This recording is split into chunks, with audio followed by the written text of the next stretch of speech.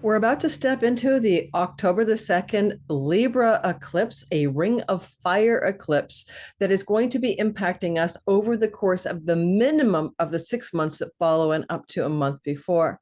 And as we approach this Libra eclipse, I want you to understand that we had another solar Libra eclipse in the fall, October of 2023, and this is round two. I'm going to address today how this Libra eclipse, in its connection to a very powerful and positive asteroid named Makemake, a creation god, could help us all create something new in our lives, something fresh, something yet to be seen. But we also have some other asteroids such as Poseidon and Libitina. Obviously, Poseidon, the god of the sea. Libitina is a god of funerals that could indicate, for the big picture, solar energy, loss of a major world leader in the course of the months that follow this eclipse, often through Libitina, a funeral service, death. Now, let me say one thing. The sun is often connected to events that connect to kings and leaders, less so for each of us individually, but that doesn't change it because we have a wave of karmic or destined or fated energy moving through the Libra Aries axis of each of our natal skies. And that means we will have changes there. Lunar or solar eclipses still bring fated changes in thematic relationship to the whole sign, Aries and Libra house. And this is a part of the Libra story. I'm going to show you a graph. I want you to screenshot it. I made it just for you guys so you can keep track of this eclipse cycle. I'm also going to compare this eclipse cycle to other ones that we've had in the past that go back to 1948, 49, 1967, 69, 1986 to 1987, 2004 to 2006. And I'm going to talk about how that involved matters to do with law, justice, wars, Supreme Court changes of big magnitude, including Supreme Court decisions in the United States, and also things to do with political scandal, especially regarding war. So we'll talk about the big picture of the world when it comes to this kind of a every 18 and a half year eclipse cycle. That's called mundane or world astrology. And that will take about half an hour in the front end of today's video. But if you want to jump for a deep dive into how this impacts you based on your sun, your moon, and your rising sign, then you just need to hit the timestamps at the top of the comments or the chapters by clicking the title of my video. And if you're listening for your sun sign, you're listening for your career purpose, your eternal self. If you're listening for your moon, maybe things to do with your body, your mind, how you see and feel about life, but also your home and home-related matters. And the rising sign is you at the hypothetical steering wheel of your life, the helm of your life. And that's really the character you play. I often look at like the sun as the actor or actress, and then the role they play is the ascendant, and the moon is the animating force that enlivens the character itself. So we're going to go ahead and we're going to look at this graph I'm going to show you. But let me just quickly introduce myself because some of you are new. My name is Lori Luthian, and I'm using the Western Tropical Zodiac. Whole sign houses. I love to use fixed stars and minor asteroids. We'll be bringing in the fixed star Algorab, which is connected to the constellation that involves the crow, which is connected to this particular eclipse. We'll also talk about a couple other fixed stars in the sky that are very active during this eclipse. And what is the magical and mysterious and powerful dog star connected to Mars as this eclipse occurs? And I want to also say to you that this is my time of year where I always promote something, and I'm no longer promoting Sky Reader, but you might still get in. That's my 6-week live class with me to learn to time your best life and be your own astrologer. That class is closing the doors for enrollment on Friday at midnight, or it depends on your time zone, but it will be midnight in Pacific Daily Time on the 27th. Any information about enrolling in that course is in the description box. I have a couple spots left, but you never know, might be a couple left by the time you see the video.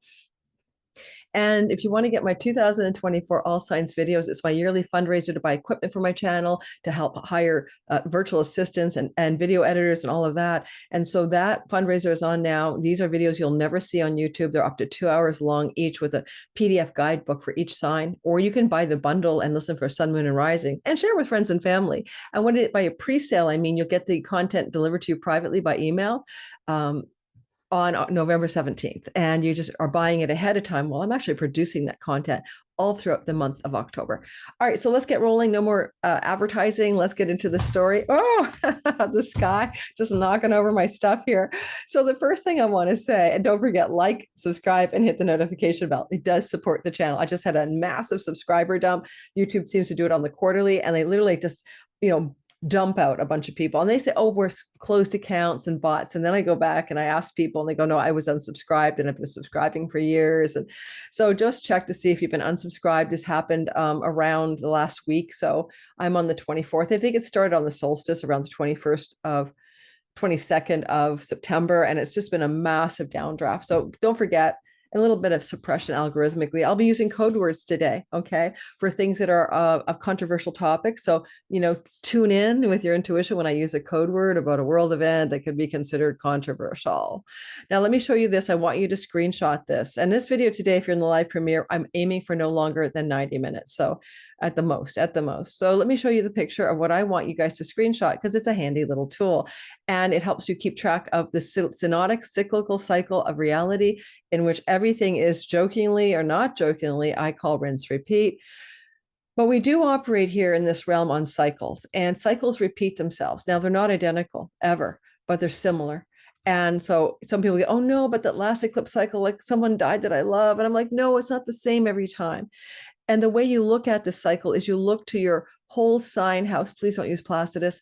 And look to what the meanings are. So in this video below, I'll pin it to the top, is the meanings of my 12 houses free PDF, the meanings of the 12 houses PDF, and I'll pin to the top or scroll down through my more button and down how to cast your chart in whole sign houses and why tutorial video. So then you can be your own best astrologer by looking at the meaning of the house of Libra in your chart, the one whole sign, one whole house, one of 12 pie slices.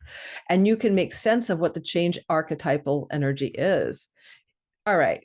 Could be a house of marriage, house of children, house of career, right? Where is Libra in your chart? Depends on your rising sign most accurately, but you can use your sun and moon as well, secondarily. Now, this is a little thing you can screenshot to help you navigate the cycle that we're in. South Node Libra eclipses, October the 14th, 2023 at 21 degrees of Libra. Back in the day, that was 7 days before, after the Hamas incursion into the, I'm saying those wrong words, into the situation that evolved in that part of the world called the ME.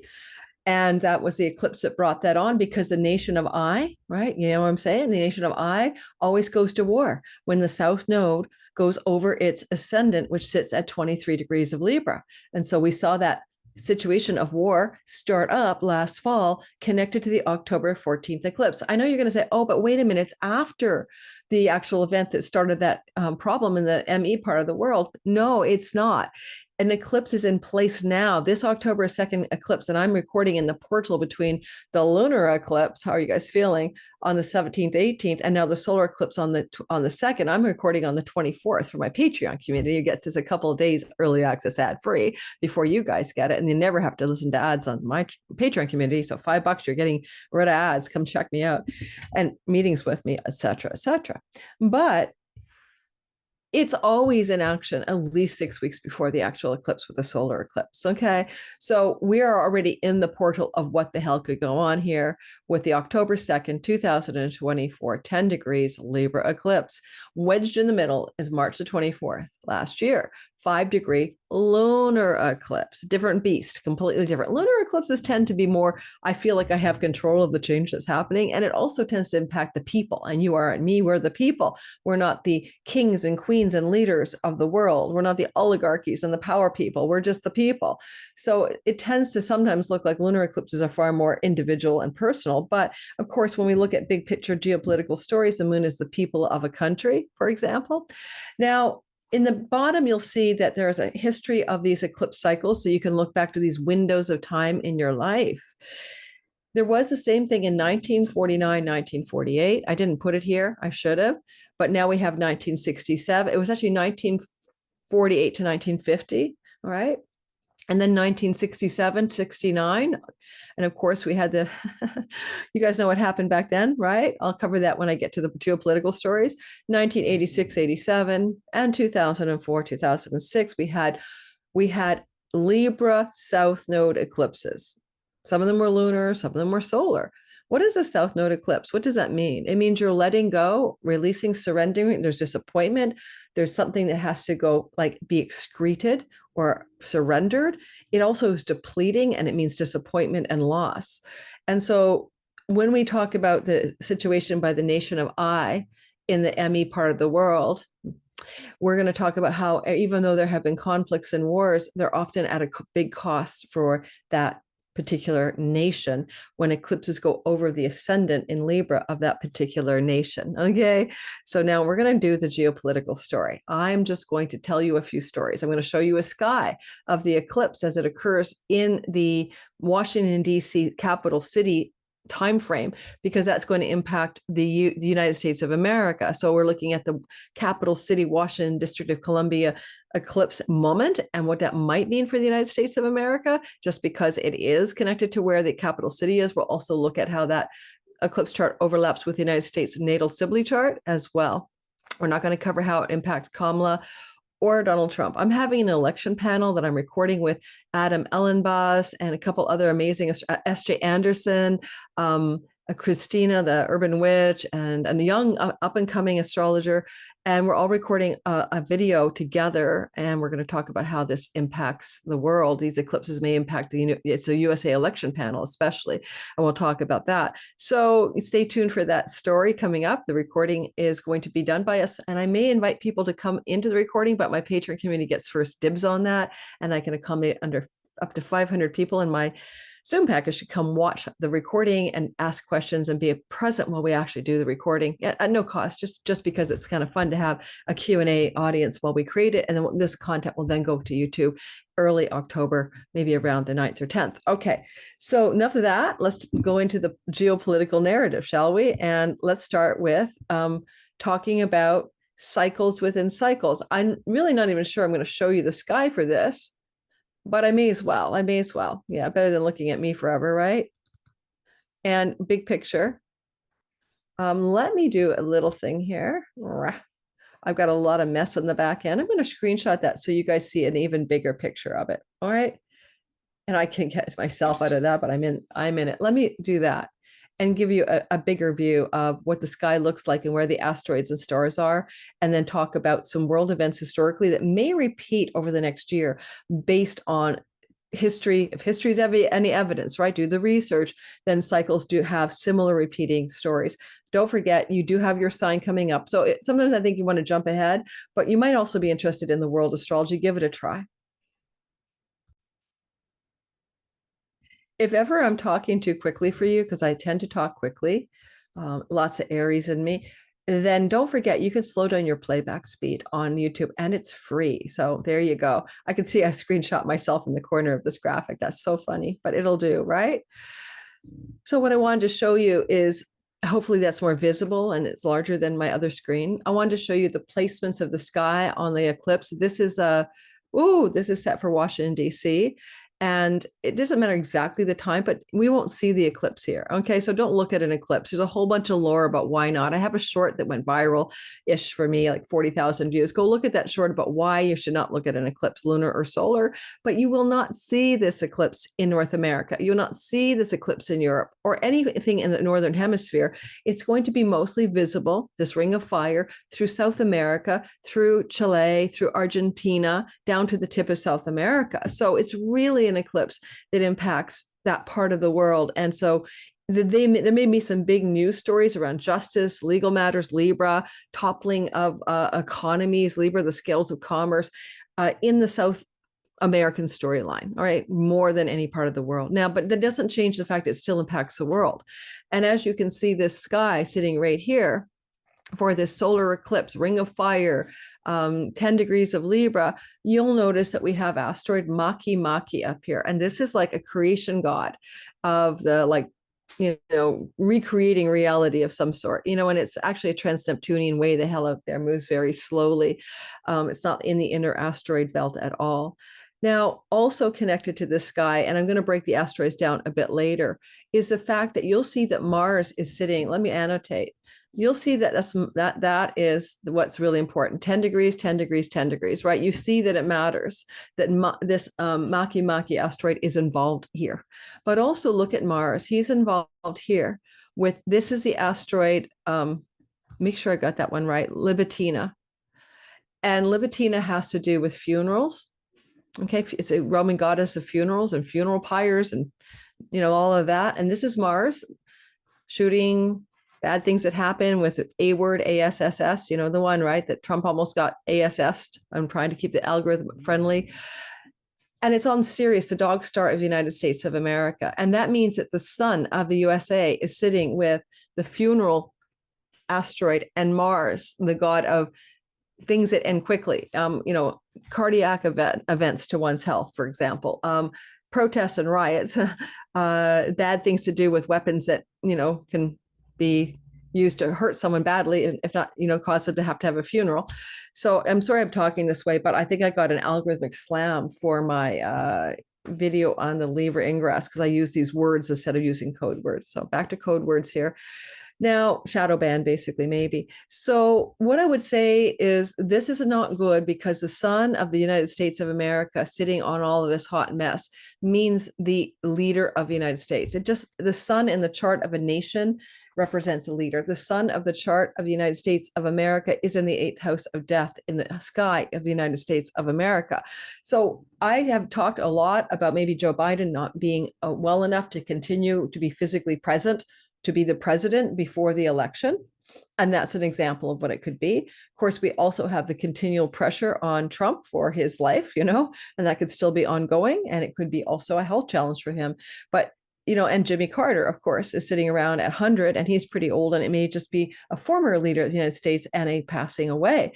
And in my video that I just recently did about this week that happened starting on Monday, whatever the date would have been, or Monday the 23rd, we had Requiem and Memoria for Memorial, very lit up in our sky. And I'm still expecting that maybe to play out by next Monday. I'm recording this on Tuesday, the 24th. I'm really expecting something to happen where there's some world announcement of possible passing of a world leader.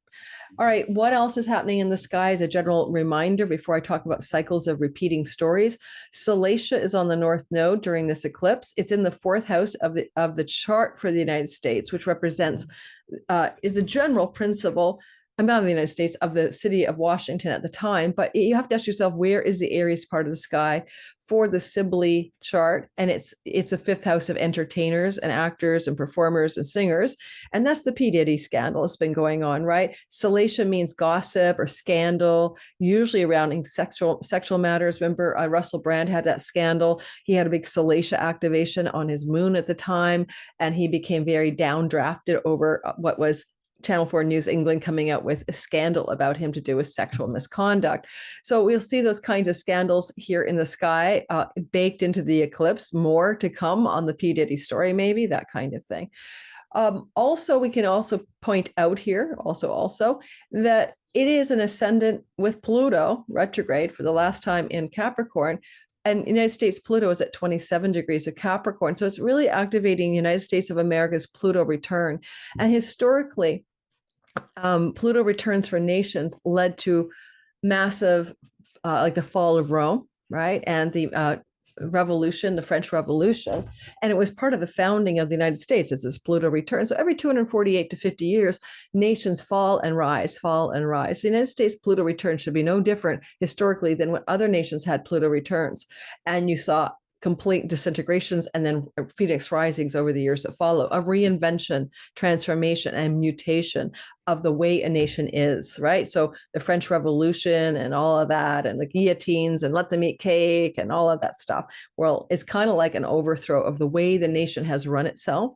So much for the old, rule of law and maybe the old idea of, the pursuit of happiness and all the ways this nation was supposedly founded to be a democracy, but it is a republic. And someone can even argue today it's an oligarchy. So big changes in the political system. The biggest change I see coming is the reform of the electoral college system. Maybe it's going to completely be dumped over the course of the next few years. But in this eclipse, it activates the USA political return, Pluto return. And finally, what else I would point out is Venus is sitting up in Scorpio with the asteroid Poseidon right here and the star Alphecca. Now, Alphecca on the midheaven of the USA chart, like for Washington, D.C., indicates a female rising to power. Scorpio female, a female in the sign of exile or detriment, connected to Alphecca, the crown, right? Wear the crown. Who is going to wear the crown? That's the question. Well, it looks like a female's going to wear the crown. What is the crown? It's the position of leadership. That's what that means. But what's Poseidon here? Tempests, storms, waters that are, typhoon-like. Something's going on with Poseidon, the stormy sea god, in the rise of a female to power. And every astrologer I know thinks this election is going to be a hot mess with delays or accusations or protests or riots. I don't think it's a delay in the election, but a delay in the results. Hanging Chad, Score Bush keeps coming to mind. Something's going to go askew, maybe. But it ultimately looks like a leader, female, but what the heck, in a sign of exile or detriment, ruled by a Mars conjunct the star for funerals on the leader of the United States. For one thing, I will say it again. I said Joe Biden would step down, that Trump would face assassinations. I gave dates and times for the possibilities of that. Those all turned out to be true. It feels like Joe Biden could not just step down, but be physically not here. And that Kamala will be the de facto leader of the United States before the election. Now, this eclipse is foretelling the possibility of that kind of chaos in the meantime. We'll see, right? The sky will show us what will happen. And what else did I want to say to you guys? Okay. Before we go, we're going to go to cyclical cycles of repeating stories. This is Mercury, the messenger of the gods. He was conjunct the sun on September 3rd into October 1st. He was Kazemi, he was getting divine downloads, and now he's moved on to the other side of the sun, and he's on the star Algorab. Well, Algorab is a star that's considered malefic. It is about the crow. It could be about dark magic, but it can just be a dark energy. And greed is associated with the crow as well. And, back in the day when Mercury was, back in 2019, I think it would be September, Mars actually visibly rose on Algorab or died in the heart of the sun on Algorab. And Mars is a god of plagues. And a Babylonian astrologer that I studied with, I can't remember his name right now, mentioned that would look like a plague, and it was, right? So Algorab has brought on difficulty before, and coming off of an eclipse, seeing Algorab the crow with Mercury so tightly connected is a little bit inauspicious for the global story. You're not the sun, you're not a king, you're not a leader. Solar eclipses impact world events, geopolitical events. Yes, it's still the axis of change in the Libra part of your chart. We'll talk about how that looks in your sign. It's been happening already since last fall. It's going to continue through to the spring, but you need to be aware that it's not you having a crow moment, okay? It's a king and it's not a good star. All right, now, my brain has to come online a bit because my brain does go offline. This is part of being menopausal. Welcome to the club, guys. So I'm going to have to remember what that asteroid was. So I'm going to stop the share. My brain doesn't remember what asteroid I'm seeing sitting up there with Mercury. So I'm just going to grab my notes and let you know who was up there with Mercury. Oh, yes, Hestia. It's like Vesta. Yeah, okay. So it's just like Vesta, the Vestal Virgin, the sacred flame. And if you don't know what a sacred flame is, it's basically like, what is it we need to tend that is more important and more sacred than just a job or just a purpose or just a duty that we are, in and out of and on and off with. It's really about, what is it? Mercury's embedded up there in the heart of the sun, near the sun with the star Makemake, the asteroid of the creation god, recreation. What do we want to create anew for one's tribe? It says the asteroid software says for one's tribe. But Hestia, the Vestal flame, is like a sacred torch you must carry. And it's also connected to single childless women. I know I could hear it already. Cat ladies, right? Childless cat ladies, but from J.D. Vance. But Kamala Harris has not biologically had children, so she would qualify as a Vestal Virgin archetype. So again, Mercury, the crow, the asteroid Hestia on the top of the sky, connected to the eclipse. The eclipse is in Libra. What does Libra mean? Well, Kamala Harris has a Libra sun. So again, it's speaking to big changes in her reality to do with leadership, to do with matters, to do with tending a sacred torch, right? A sacred flame. Now, it could be that something goes on in the geopolitical landscape. I had another 9/11 synchronicity today. I lived through 9/11. I used to live outside of Washington, D.C., near Fort Meade Military Base, up north in the north part of just above Annapolis. And I lived through the 9/11. My husband worked in DC. The cell lines were down. I couldn't get through to him. I didn't know if he was going to make it home safely. He worked in the United Nations and then in that time, the World Bank. My kid's school was canceled. My son's camping trip. I remember going through Walmart and hearing attention Walmart shoppers. And in the meantime, outside the land of Walmart, because I was still buying camping equipment for him because I didn't know what was happening yet, or I didn't know if things were that bad for the trip. And it was surreal. So I remember the sort of exhausting trauma of it, and the mailboxes. It could have the bad stuff in them that could poison us. Like, we use these keywords, and everyone was terrified in the United States of getting a ANTRAX in their mailbox. So I've been dreaming, like, I dreamt 9/11 would happen. I'm only going to into the details of that again. I've talked about it in other videos. I dreamt it, and it was trade towers shaking, fire, smoke, people escaping. And I've been having synchronicities about the 9/11 archetype, right? Obviously, the trade towers aren't happening again, but I had another one this morning. And I am going to say, I have a premonition that there's going to be another event like that in the United States territory, on its property. I do not think it's off property. I don't think it's over in Germany at a military base or something, So I'm just going to say, if something calamitous like that happens, it could propel Kamala Harris into a new role where she's like a sacred torch bearer for some kind of hearth and home flame. And the hearth and home in the United States is the country itself. And that could really change the tonal quality of this election. Because as I was listening today, September 24th, to a few online channels about those people who count the how many 270 votes people can get, it looks like Trump will at this point still get more electoral votes, even if she's more popular. I'm not saying it's true, but I'm saying that's one of those people. And I don't remember what channel I was listening to. It doesn't matter. And okay, let's see what happens. I'm praying that doesn't happen in the world again, but it can. Now let's go ahead and look at the cycles of the world and how this has looked before. I'm just going to tell it to you. I don't think I can show you in the sky, but I'm going to tell it to you. I'm going to say, if you want to go back, and I thought about this, the scales of justice. I thought, what's going on with that Supreme Court, right? Well, hallelujah. In 1967 to 69 South Node eclipse cycle, there was a letting go of an archaic law that made it illegal for interracial marriage. Can you imagine that some states had interracial marriage illegalities? And the United States Supreme Court turned that decision over. So there's a good example of the South Node moving through the Supreme Court archetype of judges and legal matters, Libra. So there you go, not too shabby. And also there was at the same time, Abe Fortas resigned in a scandal. Was he? Yeah, he was up there.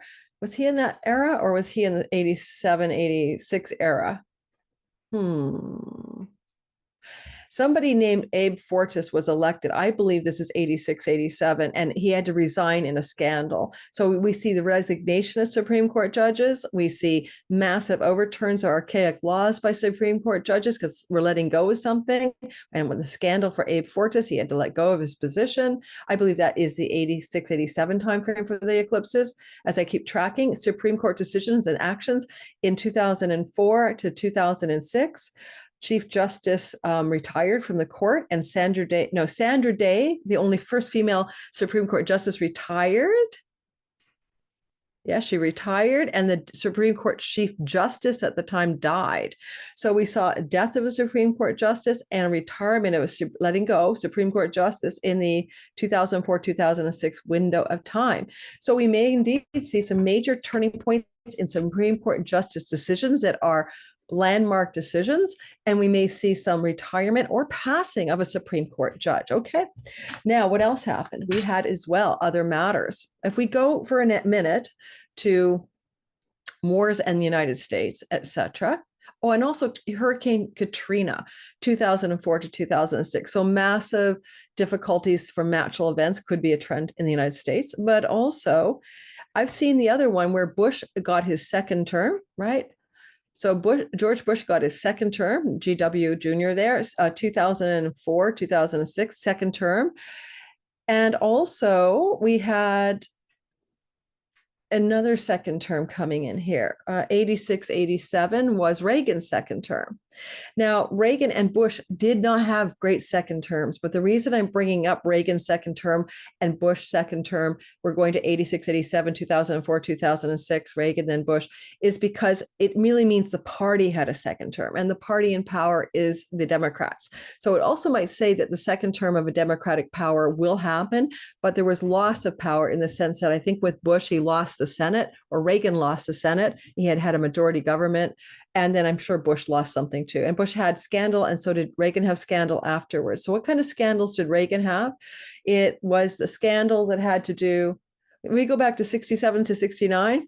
It was the incumbent for the next election to get a second term, changing his mind and deciding not to run. And he did lose that, like his party lost power.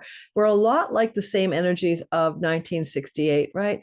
And so what happened was Lyndon Baines Johnson decided not to run for many reasons: protests against the Vietnam War, lack of popularity, apparently a heart condition, and he stepped down. Joe Biden did the same thing this time. What makes this the same as that era is Chiron moving through Aries. And it's possible for a trend break, because when Lyndon Baines Johnson stepped down and the DNC convention happened and passed the torch, by the way, to his vice president, very familiar. And there was protests against the Vietnam War and sit-ins. And we have, of course, protests against the war in the Middle East and student sit-ins again, like it's all repeating.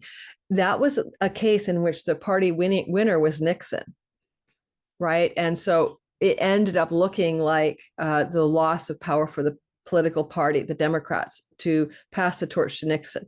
I hope that's right. I believe Nixon was a Republican. Let me just double check.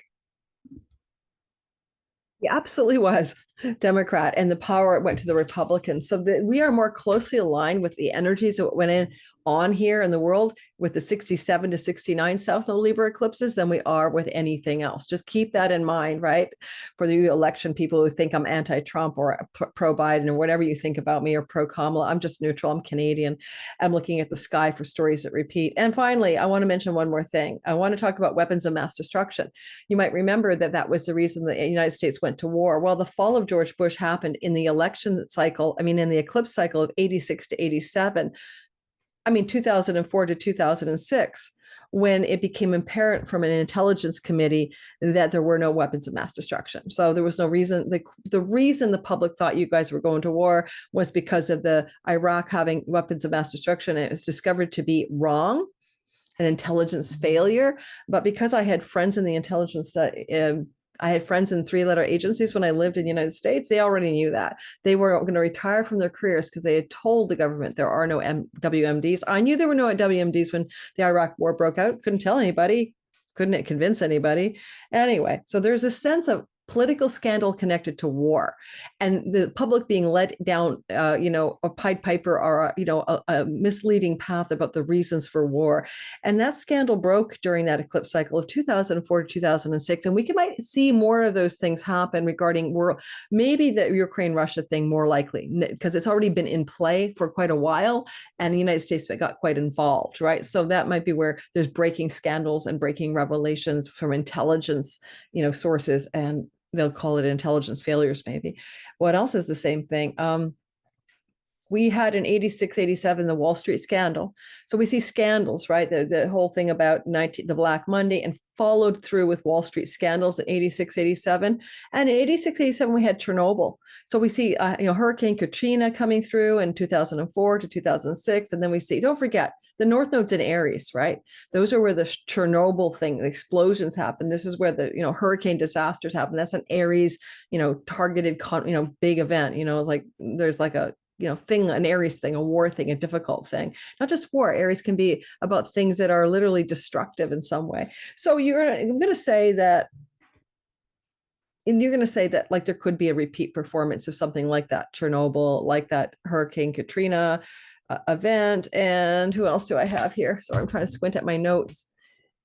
Now I'm going to do the situation regarding the Middle East, and I'm not going to use the name of the nations. If you don't know them, then I'm sorry, I can't do it.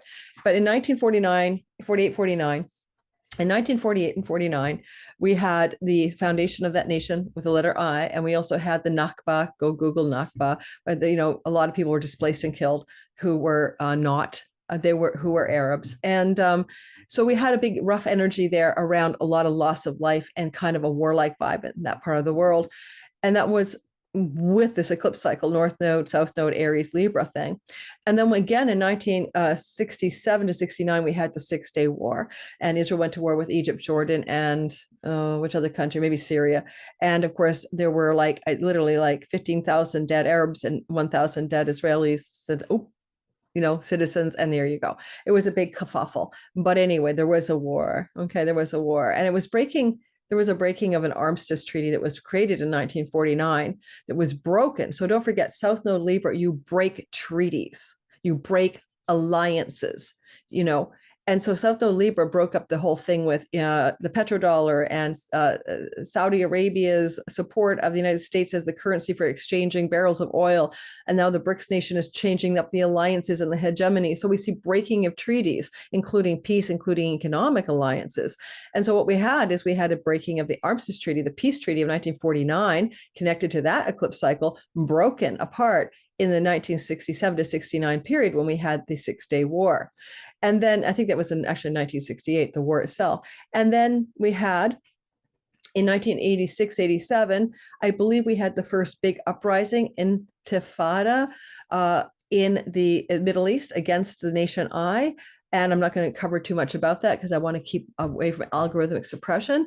In 2004 to 2006 and 2005, the nation of I withdrew from GAZA and took its settlements out of there, but then built a wall, a fortification, a military wall between the two land pieces, right, on the coastal strip and their other land. So there's that. I know it's an occupied territory. I know what it is. And then again, that's 2004, 2006. We also see this cycle coming back again, and we saw the war start in the ME in last October, and it's happening to reactivate the ascendant of the nation of I, October the 2nd. I think it could bring peace. I'm going to argue for peace because Mercury's a peace negotiator up there. I'm going to argue that this is a situation where there will be a demand for peace in the ME part of the world. Okay. One last thing I want to show you, and let me get it up. And we're going to move to all signs. I was trying to keep it shorter this time on the front end. Hope that wasn't too long for you. It's so funny. I found a Wall Street Journal article about the 1987 and 86 timeframe in the United States of America. And I wanted just to say, even though the Wall Street Journal had no clue about astrology, they literally said something that completely speaks to astrology. And it just blew me away when I found it. It was a Wall Street Journal, or was it Politico or Wall Street Journal? It was. Oh, and that guy, the Abe Fortas guy who had to quit for a scandal, I just found that detail. It was 1968-69 eclipse cycle. So what did the Wall Street Journal, Washington Post, wasn't the Wall Street Journal. The Washington Post had an article written in 1986. And it's really interesting how they framed it because they're literally talking about the eclipses. They called it a national year of shocks. And they said, basically a year in which everything went inexplicably wrong in the United States of America. And the United States lost the new spirit of patriotism and national well-being, tarnished by evidences of greed, lowering of ethical standards of conduct, a celebration of self over country, a crisis of government spawned by duplicity and hypocrisy in high places, and a breakdown of technological prowess. It was a year after we found the Titanic and the Challenger space shuttle crash in 86, 87, remember that, or blew up or whatever. And they literally say in this article, and the Wall Street scandals, and don't forget Black Monday, October of 87, and the downdraft in the markets as well. Reagan was riding high, but then the Iran-Contra scandal broke, right? And he went tumbling down, just like Bush on his second term was riding high, and things tumbled when they found out there were no WMDs in Iraq, right? So you see the similar vibe, even if the Democrats are in a second term. There will be a scandal and a downfall in that second term. It's very likely to repeat the story. I can't see any other way to make it happen. But somewhere in this story by the Washington Post, they do count or talk about this is just like the late 60s. And they say that. And I'm going, yes, because it's just like the North Node, South Node eclipse cycle. It is just like the late 60s. I'm going to show you the picture of the sky. We're going to do your sign. And just before we do, I'm going to just show you what it looks like to see United States natal chart overlapping the sky of the eclipse and on the day of the eclipse in Washington, D.C. Okay, guys, let's take a look at this. I should also let you know there is a Sabian symbol for every degree of the zodiac. I'll just touch onto that briefly. In the middle is the United States Sibly chart, and on the outside ring of the sky is the eclipse, which is up here at 10 degrees of the sign of Libra. For some reason, I don't know why my chart moved forward off the 10 degrees, but let's fix it up, what the heck? That's so weird. I think I didn't save the chart, but you have to know this. It is a 10-degree eclipse. All right, now it's basically 11 degrees in the land of Sabian symbols where we see the eclipse up here. And we're going to talk about that briefly. And don't forget, what else do we have up here? We have Makemake, the asteroid. We have Hestia for the hearth fires and the sacred torch. We also have Algorab connected to Mercury, therefore connected to this eclipse, which is the crow. So the crow, by the way, according to the List of Fixed Stars book by Elizabeth Hazel, she says with the crow, delays, restraints. It's the beak of the crow, by the way, the raven, actually. Love affairs or marriages that turn badly, bringer of bad news, destructive, lying, scavenging, injuries that are difficult to avoid. Now, similarly, Oscar Hoffman describes Algorab as, in his book, Fixed Stars in the Chart, he says about Algorab, he says destructiveness, malevolence, fiendishness, lying, and scavenging. Mercury is the messenger. And we have all this fiendish scavenging, lying, destructiveness, energy at the top of the freaking, sky here. Well, in Libra, but in the day of the actual, let's just put it this way: in the day of the actual eclipse, it is the 10th house, so it is in the high noon of the sky in Washington D.C. Destructiveness, fiendishness, and lying. Okay, keep it in mind. What can you do with that? Not much. But over here we have the energy of the United States of America and its natal chart, right? And this is the birth of America. Let's get me out of that mess and stop the annotation. Give me a sec. So I want to say a couple of things, and I'll read you the Sabian symbol as well for that degree. Clear my drawings. Thank you. All right. So the United States is born with its ascendant at 12 degrees of the sign of Sagittarius. And Joe Biden has his ascendant in Sagittarius. And the leader of the nation of Ai in the Middle East has his actual ascendant in Sagittarius. A lot of Sag people energetically involved in our current day life stories. Keep that in mind. Once we have eclipses squaring Sagittarius in Virgo and Pisces, which are starting up now through to next year and the year after, there's going to be a lot of tension for those individuals. And it's going to be more difficult on the United States in terms of domestic and life, because the house of the two parties will be really at a tension angle against each other. But in the meantime, what I wanted to point out, the United States is born with its ascendant in the sign of Libra and Saturn sitting here in Libra. And it indicates something about the quality of the United States. It is concerned, of course, with justice. That is a big story in the US chart. And that means the system is supposed to be based on justice. When we think about the Supreme Court, it's supposed to be the checks and the balances for the United States of America.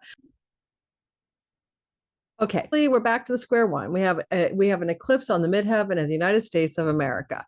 End of story.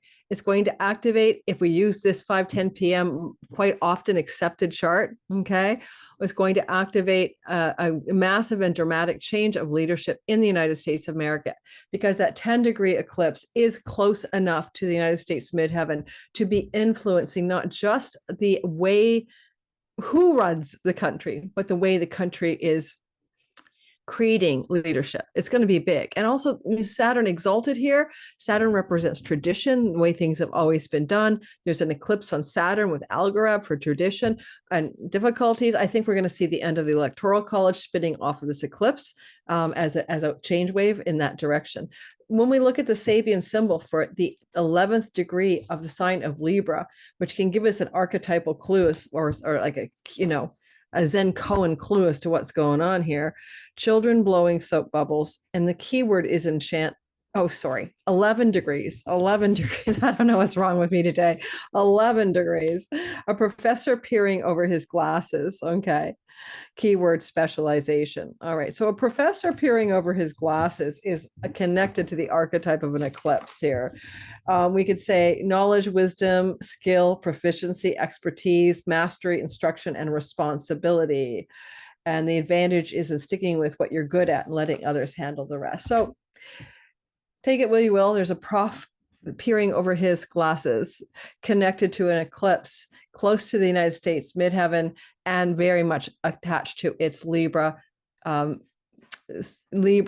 exalted Saturn, also on fixed star Algorab. The only thing I wanted to point out, and the reason I put this up here before we do all signs, is simple to remind you. There's Mars with the funeral asteroid and the dog star, of course, here. There's the United States and the dog star at conception, right? United States was born when the dog star was at 10 degrees because our Earth wobbles. Now it's at 14. And the sun of the United States is at 13 degrees. And it's going to be Mars solar energy in the Sibly chart's 8th house of death. What is happening is some kind of death of leadership or the ways leadership is created in the United States of America. And Saturn, of course, is baked into traveling through the bottom of that house that represents now the Republican Party, the party in opposition to the party in leadership up here. There's Saturn can be also hardship for that party and things not going as well as they want. Saturn constricts and restrains things as well. And in the United States Sibly chart, there is a stellium of energy. I mean, we've got, asteroids Makemake and Mercury, and this asteroid up here for the hearth flame in the 11th house of hopes, dreams, and wishes of the nation of the United States. Are really trying to get a torch of hope, dreams, and wishes lit up post eclipse as a result of this eclipse for sure. And yet it is not an easy chart to see the United States sun co-joint a fallen Mars. And that looks like with Jupiter, a fallen American leader. For some reason with Libitina, could be a funeral, could be a death, something like that coming off of this eclipse. Now, let's go ahead and let's do your sign. Don't forget, you are not a world leader. You are not going to be experiencing the same way that this is a lot more what we're talking about so far, how the big world stage is impacted by the eclipse. Now we're going to bring it down to you. We're going to start with the Aries, and then we're going to move about 6 or 7 minutes through each sign. And we're going to get it into the beginning of the real chart, the transit chart for the eclipse right here. I'm going to start with Aries. Now, the eclipse is on October 2nd. You can't see it here, so you don't have to worry about looking at it. So, but it's a nice day to be super chill on October 2nd, around, noon Pacific time. Now I'm in Pacific time place. You can be super chill, super relaxed, super, okay with reality, just let yourself relax, basically. Just let yourself relax. Don't get all agitated on any eclipse day because you'll carry that energy like you bake it into clay. You can bake that energy into the next 6 to 9 to 10 months of your life. And who wants that? So I'll be listening to chanting music, meditation music, burning some incense or sage or, that kind of vibe. You do you, but I'm just saying I'm using the ancient wisdom and I think it's worth paying attention to. We're going to start with Aries.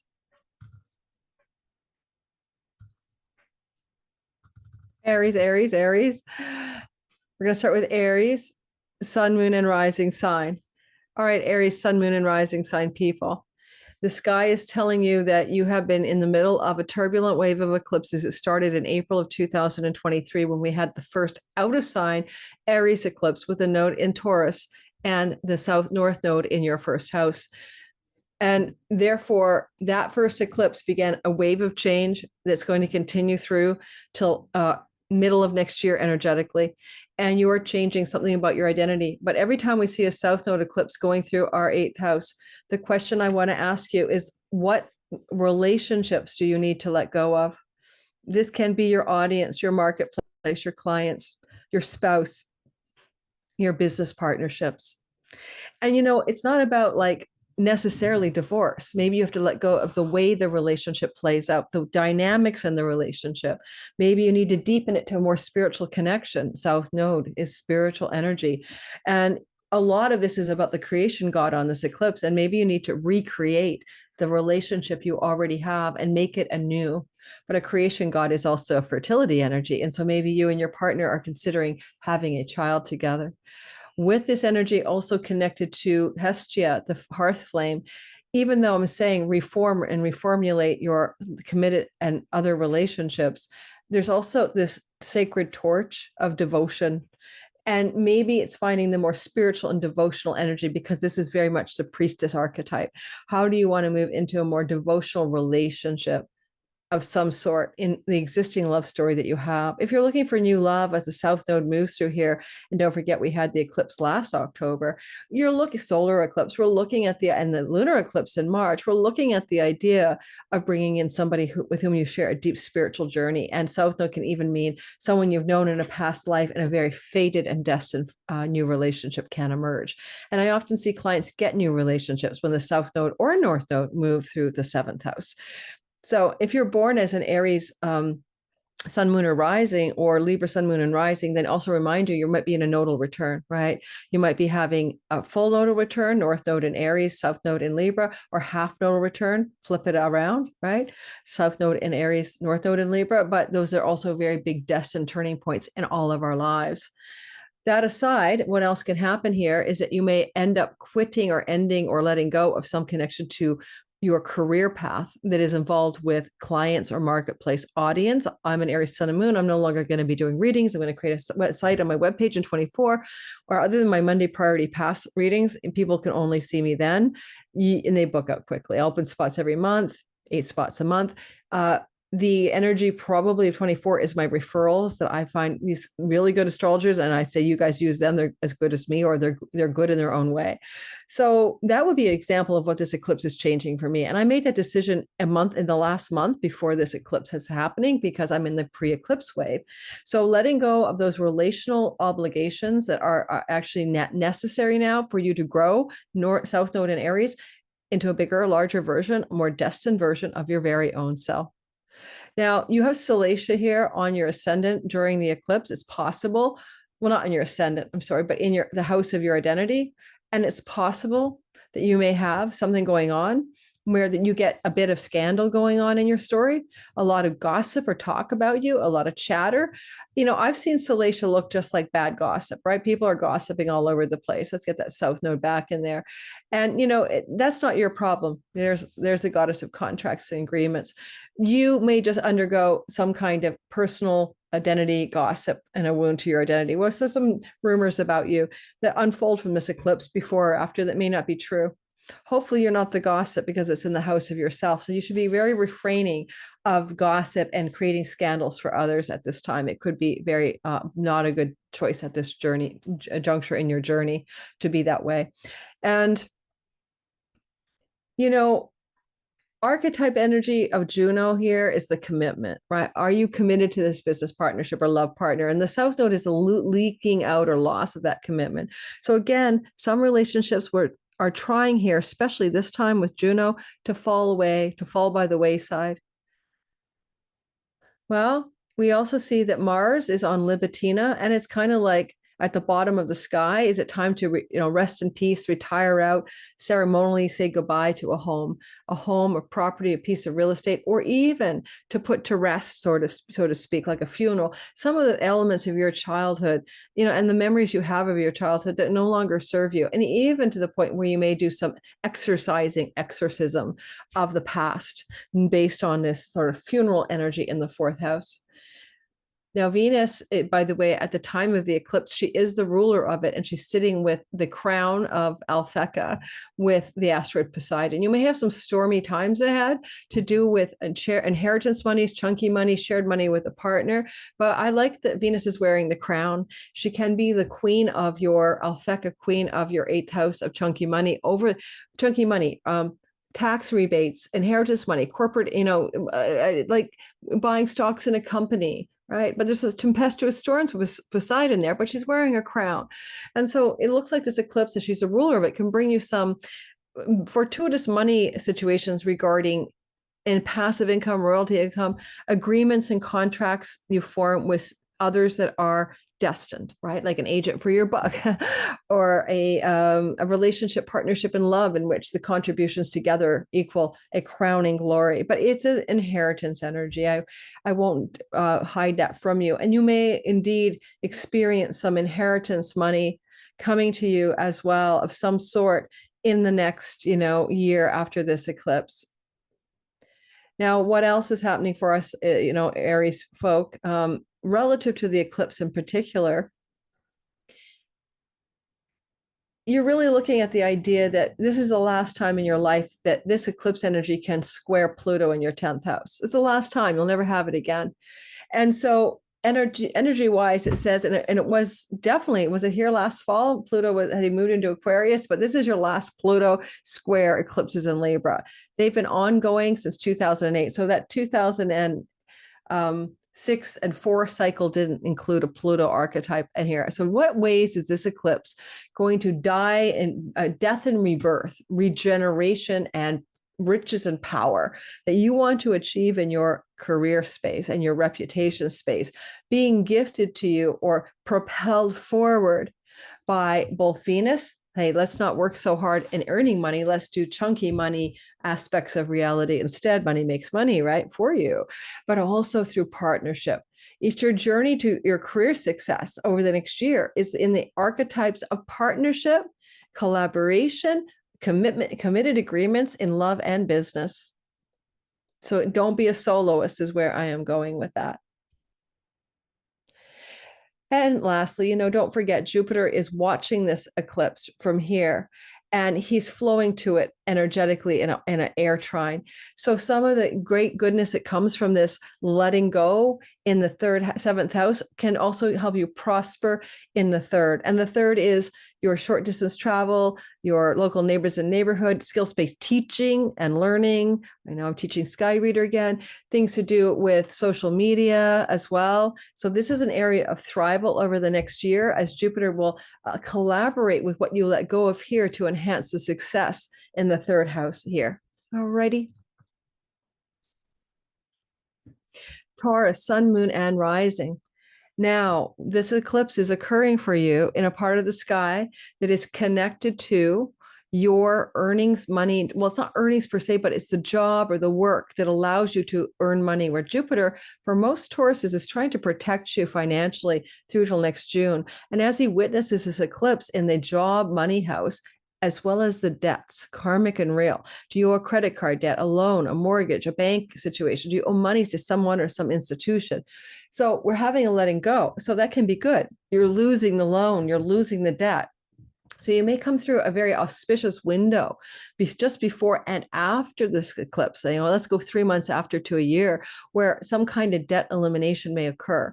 I like that Jupiter is still moving direct and he's wanting to apply some success financially to what goes on in the debt and work house. It's really good for your health. Jupiter wants you to expand your dietary style and menu of what you eat, and also get rid of things that are not good for you that you ingest or put through your nose. And as Jupiter is moving through your 2nd house of the throat and the nasal passages, he's flowing to an eclipse that asks you to let go of self-undoing addictions, set bad habits and patterns so that you can be healthier. So this is going to be a health improvement opportunity. Now, that said, heed this idea that Mercury is going to give you the news or the information or the ideas that you need to improve your health as he's embedded into this eclipse directly. And you may have some endings of some agreements and partnerships you've made in the 6th house, which would be work environment, South Node and Juno there.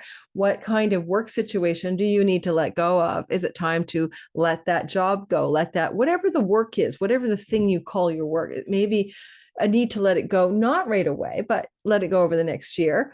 South Node, although, yes, I'll stick with that.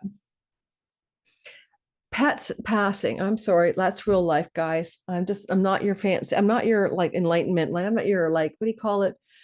Ascension astrologer. We're not talking about that. We're talking about South Node is loss. 6th house is pets. Eclipse is eclipsing a pet. So yes, do you have an elder pet, you Tauruses? Then you may lose your pet in the next year. Near, after, during, beyond this eclipse, it's a story that's in place. It started last October with an eclipse here as well.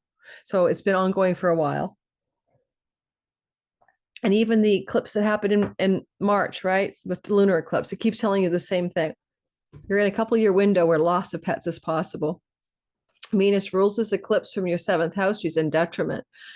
There can be some challenges in legal contracts and agreements, but also she's still a benefic and she's trying to support in any way she can, even in aversion. So you might be able to eliminate debt or get better work situations going on through love or business partnerships with Venus there. And she is on the crown, Alphecca, which can just mean a very strong energy, a very crowning energy.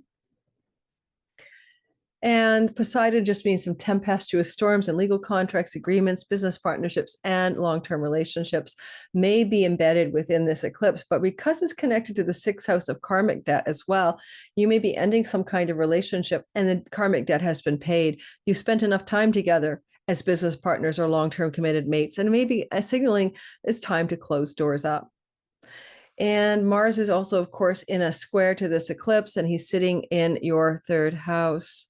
Your third house is the area of the sky that represents your daily life, your everyday go-tos, commuting, going to the stores and restaurants, your local neighbors and neighborhood, or a sibling one younger than you.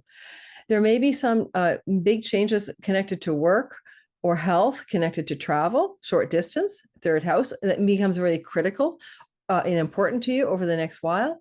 Mars, although he is in his sign of his fall, is definitely not always going to be the bad guy here. But we see the Libitina, funeral energy. So there may be some kind of financial debt you owe to a neighbor, a sibling younger than you, somebody in your aunt, uncle, cousin, nieces, and nephews, or they owe you money. And there may be an end of that debt, some repayment going on, actually financially, but also maybe metaphorically.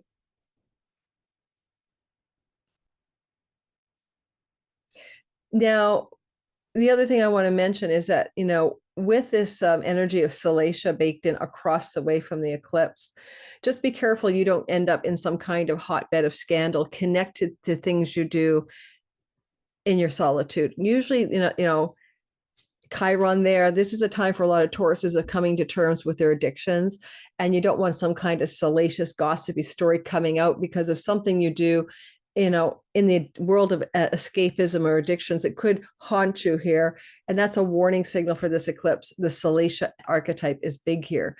And if it's your sun in Libra, it could be gossipy things to do with your business partners or gossip from your clients. But if it's your rising sign, like we're seeing with Taurus, just be careful here that you don't end up in a kind of hot soup of gossip about you because of things you do you think are private but become known to the world.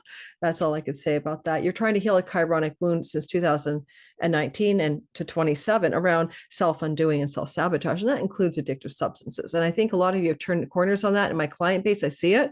A lot of Tauruses have put down the drink or whatever and made major life changes. All right, I hope that helps. We'll move on. Well, and it's the last time there's a whole sign square to Pluto. So you might find that this eclipse here, the first and last eclipse, I might save that. You know what? I'm going to do an eclipse update video, and I'm really going to focus on the Pluto story for that one. So I'm not going to cover that for the rest of the signs because that's too juicy. There's something very magical about seeing this eclipse squaring Pluto and Capricorn for the last time in our lives, that eclipses in Libra can square Pluto and Capricorn. So that's going to say that for my update video. Gemini, sun, moon, and rising sign.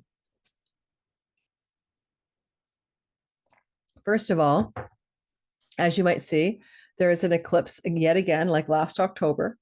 And go back to my beginning of my video and screenshot the other cycles in your life, please.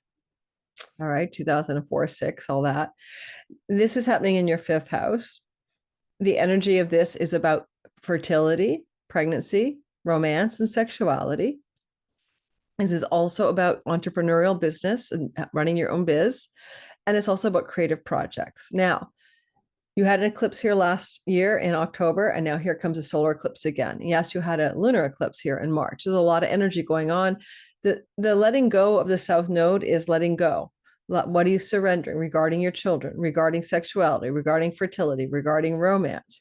However, some of you may got involved in your romantic partnerships sometime after, even like starting in April of 2023, when we had the first Aries eclipse. Some of you might got involved in soulmate or destined and karmic long-term or significant romantic relationships. Let's call it that. And there would be a big spiritual energy to this energy because of the South Node. And in a way, the energy of your fifth house is what you want to create. Do you want to create a business, a writing project, Libra library book, Libra library book? Do you want to create a better connection to your firstborn child, or children in general? Do you want to create something that is connected to enjoying life, the enjoyment of life? So you've had a lot of South Node here going on. I have a progressed Gemini sun. No, your progressions are not as significant as your natal sky, but I've been finding the joy of life leaking out because I'm working so hard, and I can see that working for me, that the South Node keeps showing me that as I gobble into more career success and gains, I'm losing some joy of life. So the South Node is reminding us of what we need to release, but it also shows us where we're excreting something, where we're letting it go. It's the tail of the serpent, and it's been snipping or cutting or ending or severing or losing the joy of life. Now, I would say that it's deeper than the joy of life. It's the inspiration, what breathes in, to be inspired, filled with spirit. And so it's always a time for YC, other than getting pregnant with a soulmate child or a past life connection. It just can feel very hard when the South Node moves through the fifth house, and you can't find the balance for pleasure. Whereas Libra never has a balance; it's a teeter-totter. So this eclipse, this last biggie here, the big one, it's the ring of fire. I mean, at 10 degrees of Libra, it's really influencing you with Jupiter in your first house to get the most juice for the squeeze. It's like, you can let go of certain things, and yet you also can't let go of the joy of life. And so there's a balance that's sought here between the 11th house ambition and the creative and the inspirational and the enthusiastical energies of the childlike wonder of the fifth house. And Jupiter is trying to support you here. Yes, I know Jupiter's in detriment in Gemini, but he's still trying to help out. And so he applies, because you are lucky, oh so lucky. You're magnanimous to this part of the sky, and he's trying to sort of bonify or smooth this one out for you. Makemake, the creation god, is there on the sun. What do you want to create? Is it an artistic project? Is it a book? Is it a new child? Is it a new romance? Is it a new enthusiasm for life? And with Juno here, some of you may create something that requires partnering with another, or even a new relationship that leads to almost like a marriage-like status. Also, with this energy of the eclipse being connected to this Mars square to the eclipse, there's a strong feeling with Libitina, the asteroid for funerals, that you guys might be trying your very best here to kind of put to rest something to do with a food style, an addiction, a way of earning money and resources. And with Pluto in the chunky money house, I'll be doing a separate video now on Pluto. It's not so much about the hustle. You can burn out. You're putting too much work into your work, too much effort into your resources financially.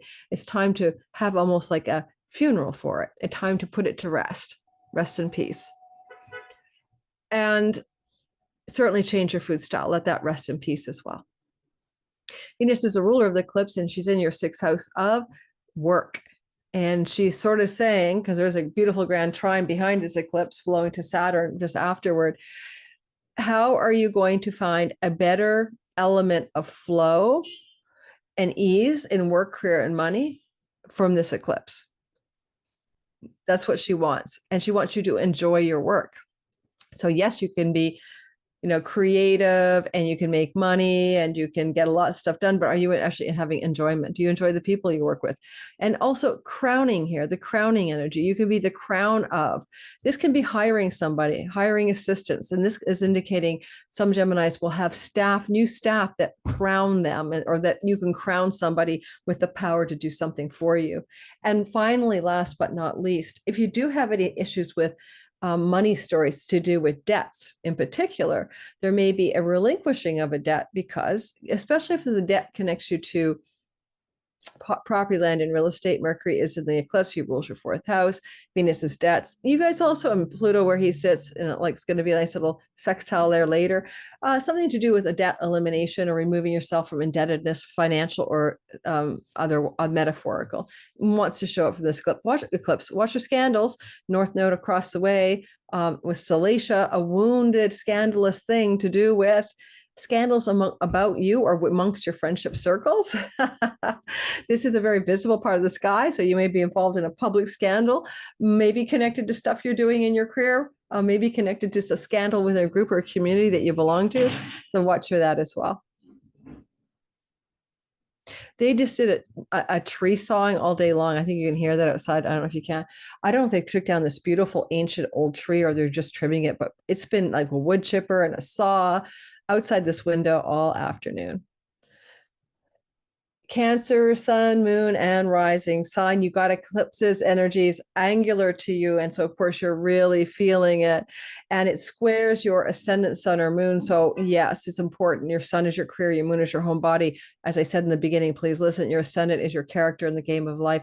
You feel very much turned around and turned inside out when eclipses happen in the fourth house. It's like you have change happening. The wheel of fortune is spinning and you really feel like your life is spinning into new directions. And it's not always bad, but with a North Node energetically in your 10th house since 2020, well, since the first eclipse in Aries in April 23, your energy is saying, I want to push into more career and purpose. Chiron, I want to find my key to purpose. I want to push into my career and be more successful.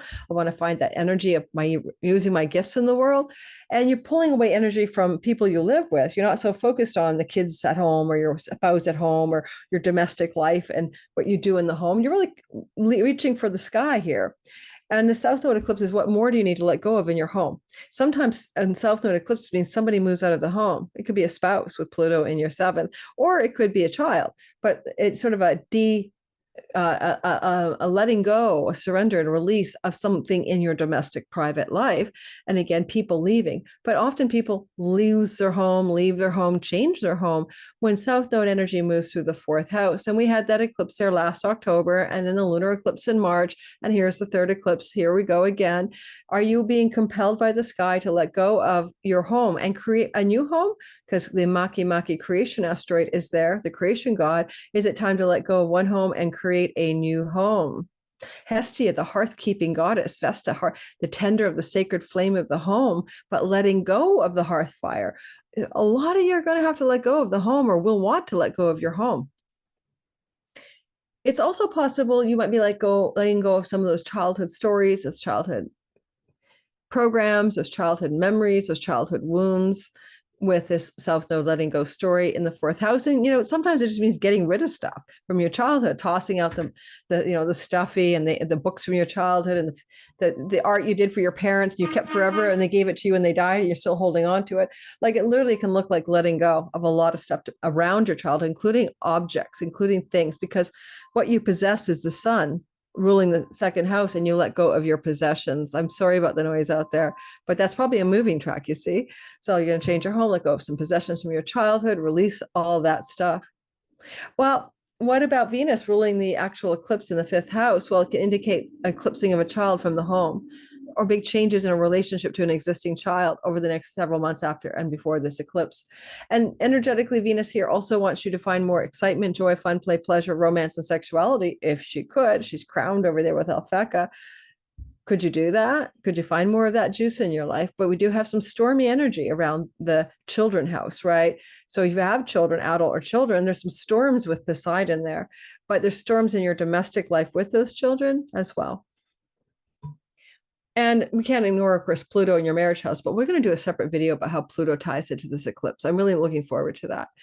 And a follow-up video. And then also I'd like to mention, you are Mars and you are the funeral guy, right? You're not dying, you're fine. Dog star Sirius is here. It's a very beautiful star for fame and success. And you could be famous and successful even with a fallen Mars because of this, and rich. But it's also the funeral god there, Libitina and asteroid.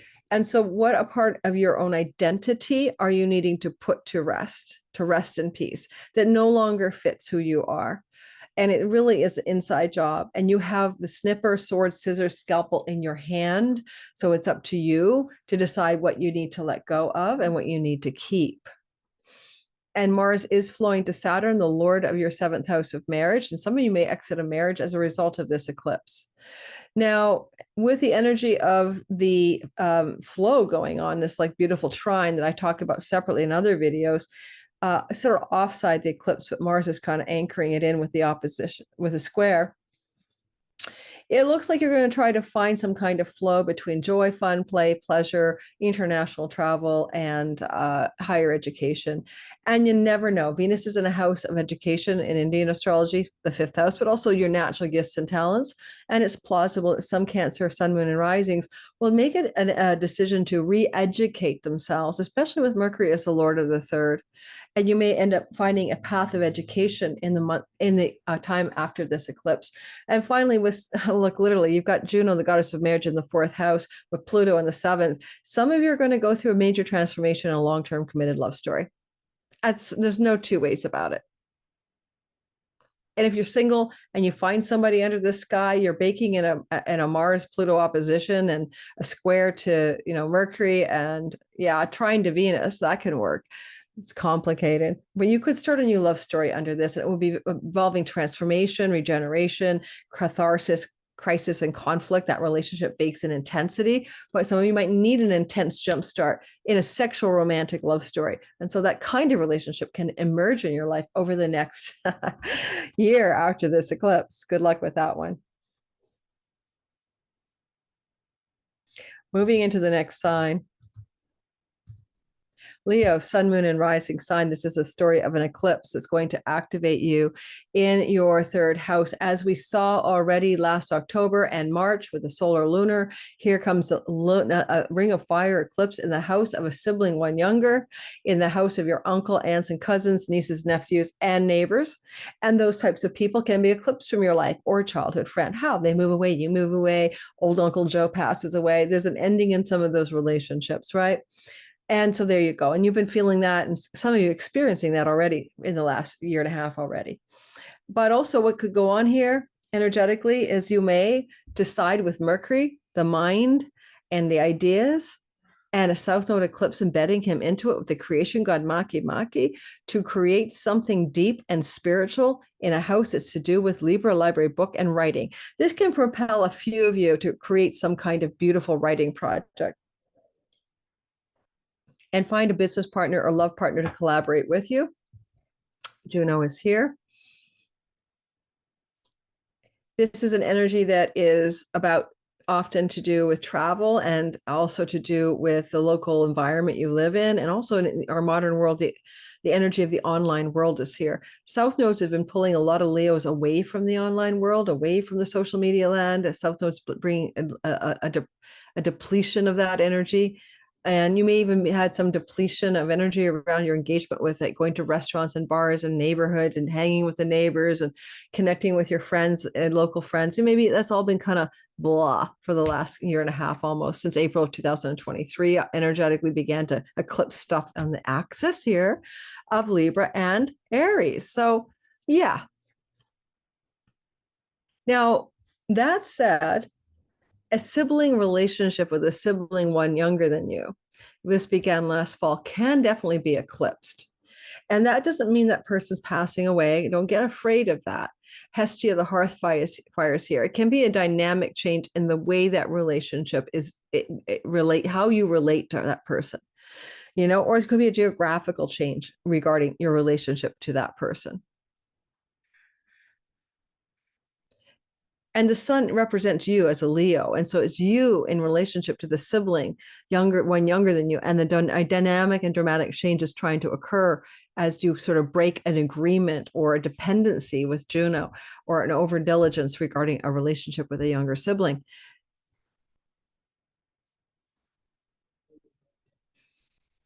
Now, you can also see that Jupiter supports this eclipse. And also Venus is the lord of it. So Venus will say, here's Jupiter, Venus will say something like, what goes on in the house of the younger sibling? And Venus lands her ass in the fourth house. Is a younger sibling may come to live with you. End of story. And Venus rules the sisterhood, so it might be a female.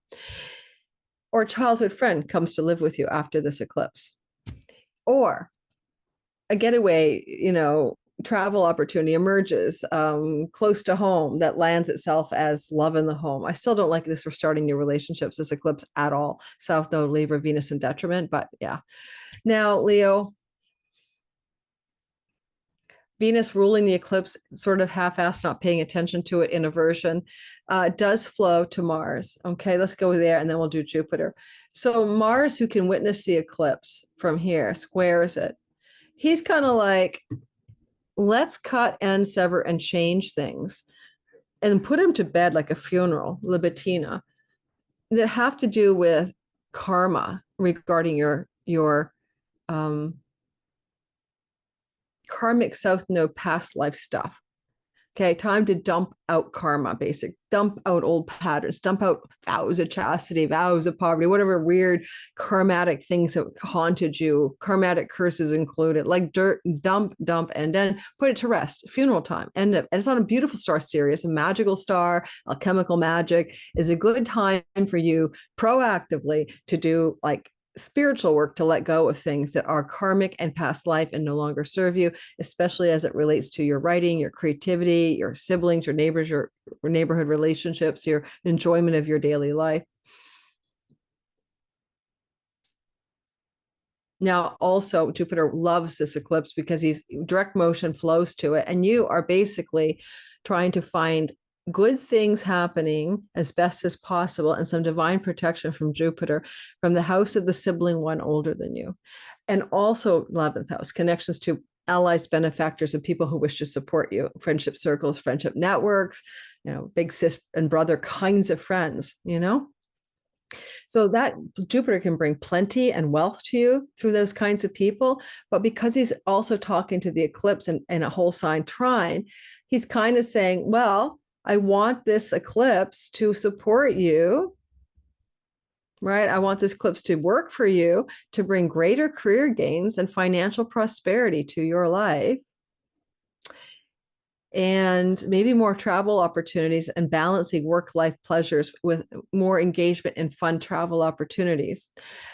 And there's a called pennies from heaven archetype, like windfalls as well, especially from career, coming off the 11th house of good spirit. And you may have a little bit of a windfall, but it comes through it comes through the energy of siblings or through the energy of friends with favors. Okay, that kind of thing. Or, extended family as well. Don't watch out for scandals. What the heck, hello, Salacia on the North Node opposite the eclipse in your 9th house. Like, what the heck? So that's going to be activated by like an obliterated sun on a ring of fire. So be careful then that you don't have some kind of scandal around your spirituality, your religious stuff, your spiritual community, legal and court scandals, or scandals regarding father figures in your life. Chiron is wounding one of your father figure houses, and the sun represents father figure itself. So scandals regarding father figure are possible with this eclipse. I don't know what to say about that. Father figures can be bosses that are like a dad to you, right? It doesn't have to be your real father, or your grandfather is a father figure. Oh, finally, education. You might want to go to school because you're activating, of course, the extending yourself into the 9th house of education. And it's also a Lakshmi house, which is, I know that someone told me that, but I know that, it can be lucky and it can provide wealth, but this is the eclipse on the opposite side. So we're really focused on the Libra 3rd house, but we can say that the activation is always there in an eclipse. It's a dumbbell, it's a dumbbell barbell energetic, right? Two sides of a coin. So there can be some raucous, shocking, scandalous information going on in the story connected to father figures, siblings, neighbors, neighborhood cousins, and extended families. Oh, I remember hearing that someone got their 23andMe report and they found out that their eldest, that their uncle is really not their father, no, is their father or something like that. That kind of stuff. All right, let's get out of this hot mess. I'm going to be here forever if I don't get going. Don't forget, if you're in the live premiere, please like and subscribe. I'm going through some algorithmic issues and I was getting a massive dump and I had to get in touch with my YouTube creator support. And now I really just think I'm getting some person on a line in India who doesn't know what's really going on. But at the end of the day, it ended up with, we can't stop the algorithm from doing what it's doing. Just hang in there. So what the heck? Thank you for dumping about 1,000 subscribers over 2 days. I really appreciate that, YouTube. Sure, they're all closed accounts and bots. I don't think so. Not according to what I hear from you guys. Virgo, sun, moon, and rising sign. This is a sky. I need a glass of wine. This is a sky Virgo, sun, moon, and rising sign. It is really nice if you want to make changes in your finances. Okay. You've been trying to do this, Virgo, ever since last year, right? Well, let's talk about it. Since like April of 2023, but more acutely with the Libra South Node eclipses in the house of resources financially and food style, what you put in your mouth. You've been making those changes starting last October's eclipse, and then an eclipse in March, and now this eclipse in October. It's really good if you need to let go of gluten or ice cream or too much of a substance that your body does not want you ingesting. And the sun is the ruler of your house of self-undoing. So end of story. For a lot of you Virgos, you know you're going to quit the wine, quit the vape, quit the weed, whatever it is, quit the nicotine, quit it all. And this energy here makes you like creative energy. The creator God is here.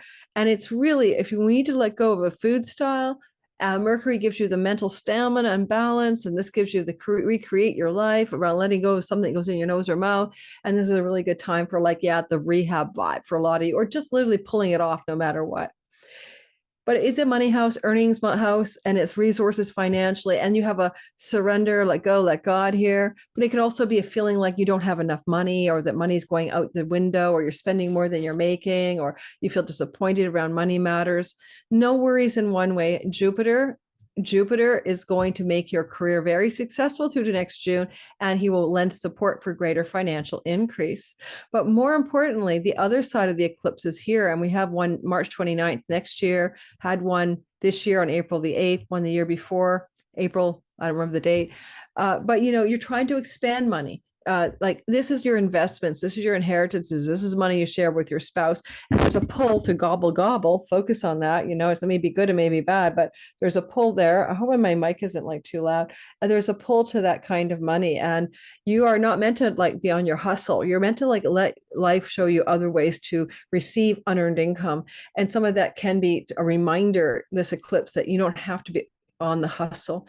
With Salacia scandal in the house of inheritances or shared money with your partner, or secrets around romantic love, there can be some sex scandals, some secret scandals, some scandals around money issues, how your partner spent his money, her money, how your inheritance money is scandalously in a scandal, like, whatever. There's scandals here.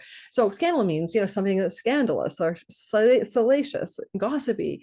So keep your eye on that ball. Mars is squaring the eclipse and squaring the nodes of fate in a broad square. And Mars is where you might have some disagreements or conflict with an elder sibling, one older than you, around money matters. Or you might have some difficulties with a friend, and you might put a friendship to bed or to rest, rest in peace. Or a relationship with an elder sibling might need to rest in peace in some way, because we have the asteroid Libitina here. And, Mars is fallen. And so a fallen friend, the friend let you down, the friend's going to let you down in the months after this eclipse, but maybe let you down regarding matters to do with money.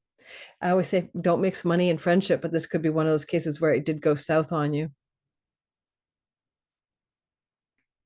An elder sibling can also be letting you down financially as well, especially the one just older than you. Venus is the lord of the eclipse, and she's sitting in your third house, and that means that she's preoccupying herself with trying to fulfill some of the overfill of the the eclipse is behind her house, so she's moved into the next house. So maybe she could bring you more opportunities for travel, short distance. She's crowning herself with Alphecca there, and she's got the strong. And by the way, getting rid of bad food styles with Hestia, the hearth flame goddess, there is about cooking your own food. If you don't, that's more cooking for you Virgos. But also back to Venus, she's here, and she's got this Alphecca vibe, and she's got the tempestuous storms of Poseidon next to her.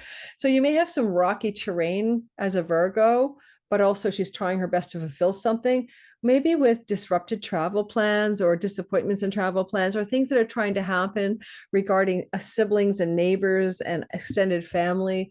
All third house matters.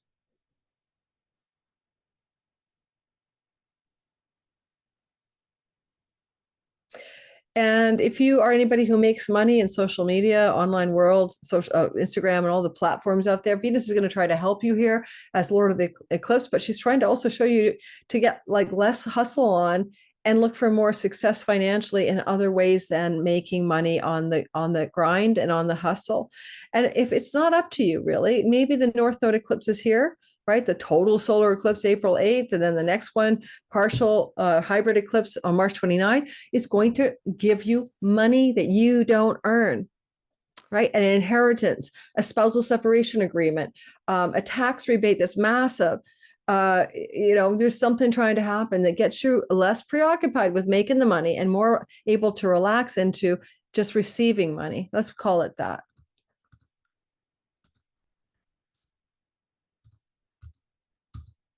Libra, Libra, sun, moon, and rising, South Node Libra eclipses. You have these on the regular.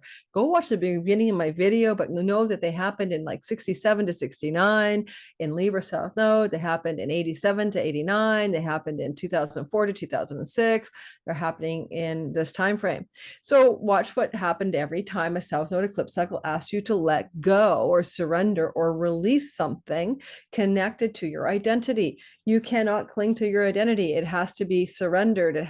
This is hard on the health. Be careful. I noticed that a lot of my Libra rising folk are, especially rising and Libra moon, have been having depletions and exhaustion and energetic drain in their physical vitality during this eclipse cycle that really it started up in earnest in last July and ends this January, but with the nodes moving, but it's just been in action energetically since April of 23. And I want you to remember that this is a time for you to go deep into your soul, deep into your spiritual truth, deep into the energy of who you are beyond this one lifetime, South Node, right? I notice a lot of Libras find they have talents, skills, and gifts that they didn't know they had when the South Node moves through the sign of their sun, moon, or rising, and especially the ascendant. You're like, oh my God, I'm really good at drawing. I'm really good at this. I'm really good at that. And you discover lost talents and gifts from other lives and places and dimensions and times. But this can be difficult on the physical body. And that's where a lot of you get depleted energetically. You might be tempted to focus a lot because of the North Node on your mate and what they need, or on your business partnerships or your client audience at the expense of your own needs. And this is so common for Libras anyway, to be out of balance with this. And now you add the eclipses that push you into a lack of a balance. So every eclipse with the South Node through the first house is going to ask you, are you exhausted because you're focused over here? Clients, audience, marketplace, business, and love partners. The North Node through your marriage house is trying to grow you a bigger pot to plant the marriage in. It has to change. It's got a wounded Chiron there, and your relationship to love itself and commitment is trying to change, right? Keep that in mind. Now, this eclipse has got a lot going on, right? We've got Juno, the goddess of business and love partnerships. We've got the hearth tending flame. Tend your own hearth of your sanctity of your body and your mind and yourself. You're going to recreate yourself from scratch based on past life knowledge and wisdom. The creator, Makemake. You got Algol. Watch that you don't get yourself involved in a kind of scandalous, malefic energy to do with, greed and stuff. Well, don't be greedy. Don't be greedy. Good advice here. But it can deplete the part of you that's greedy as well. And then Jupiter is flowing from the 9th house of publications, book publications, podcasting, whatever you publish into reality. Hit the publish button on your blog. And those publications, higher education and court matters, far off foreign shores, visas, and lands, Lakshmi, wealth, and luck are flowing to you from the 9th house. You benefit here from father figures who are generous and kind and give you money. And, with Uranus in the house of inheritance, you may have an unexpected gift of money from a father figure over the course of the next year.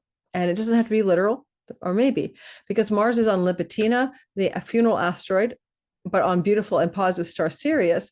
Mars does square your house of marriage and squares your identity over here. What that means is you're under a lot of intensity around Mars wanting you to make some significant changes of what you call your life purpose, your career, your reputation. And your reputation is, I'm married, I'm mated with this person, I'm business partnered with this person, I work at this company. A lot of people will cut, end, and sever because of the Mars square over the course of the next year, their current positions in their work, or in their relationship to the public standing they have, including I'm widowed, I'm married, I'm divorced, I'm single, that kind of stuff. And Venus wants to bring it home to your second house of earnings, but she's in a sign of her detriment. And she's working with the tempestuous Poseidon. Well, and she is crowned by Alphecca. So you could be crowned in your financial well-being over the course, especially with a trine from Mars. But your financial well-being is because of what you're going to funeralize in your 10th house. I'm not kidding. It could be like that boss is going to die or retire, and that's going to bring you greater financial success because you go up to the top, or you retire out of or let go of some career path ambition. And it's going to maybe be an attempt for Venus to highlight by changes within yourself some increasingly positive financial outcomes for you, as she is baking in a crowning story in your second house of financial resources. Now, don't forget to like, subscribe, and hit the notification bell. I'm going to take a little break, and I'll be right back and finish this really long recording. It is getting to be really, really long. All right, I didn't even take a break. I realize if I take a break, I won't come back. Like, subscribe, hit the notification bell. Check out the Sky Reader enrollment ends Friday at midnight this week. This comes out, and you can also get my All Science 2024 video, 5 videos, 25 video packages, and all the information about that's in my description box below under the More button. All right, let's get rolling and talk about the next sign, which is Scorpio, Sun, Moon, and Rising. Now, first of all, this is a very subtle energy. All you Scorpios get this on the regular. Go back and listen to the beginning, but 2004 to 6 is the last time. You have to let go, surrender, and release addictions. It's simple, or self-undoing, or bad habits and patterns, and deepen your connection to God, because the 12th house is the house of the hermitage or the isolation, the seeking for truth, full moksha liberation, the Buddhahood. Also, time alone. And with the South Node, you may be feeling that you don't get enough time alone. You want to be in solitude. You want to be down-timing, down-winding alone, doing creative or mystical or magical or self-love stuff in your bed pleasures house. And you don't have a chance to do that. South Node depletes that. And it's been doing that depletion maybe ever since, the first Aries eclipse, April of 23. So here we go again. We had an eclipse here already. October last year, then March in the spring of this year, and then this eclipse now, Ring of Fire. What do you need to let go of? Well, first of all, agreements and partnerships, especially karmic ones from past lives. So if you are in a long-term committed love story that you feel is a really deeply karmatic one, and maybe it's burning you out, you might want to let it go. A lot of like chaotic energy has been here in your marriage house for a long time, since 2018, and a lot of disruptions, a lot of unexpected stuff. And you just had a Mars-Uranus conjunction here in the marriage house. So a lot of Scorpios, you don't know what's going on. Give it another couple of years, more surprises in the land of mated spouse, right? If you have one. If you don't, well, surprise, here comes one. That aside, back to this guy, you want to tend a sacred flame, want to have ideas, want to be thinking, ideating, and communicating in solitude. Yeah, you want to have a sacred candlelit, downtime by yourself.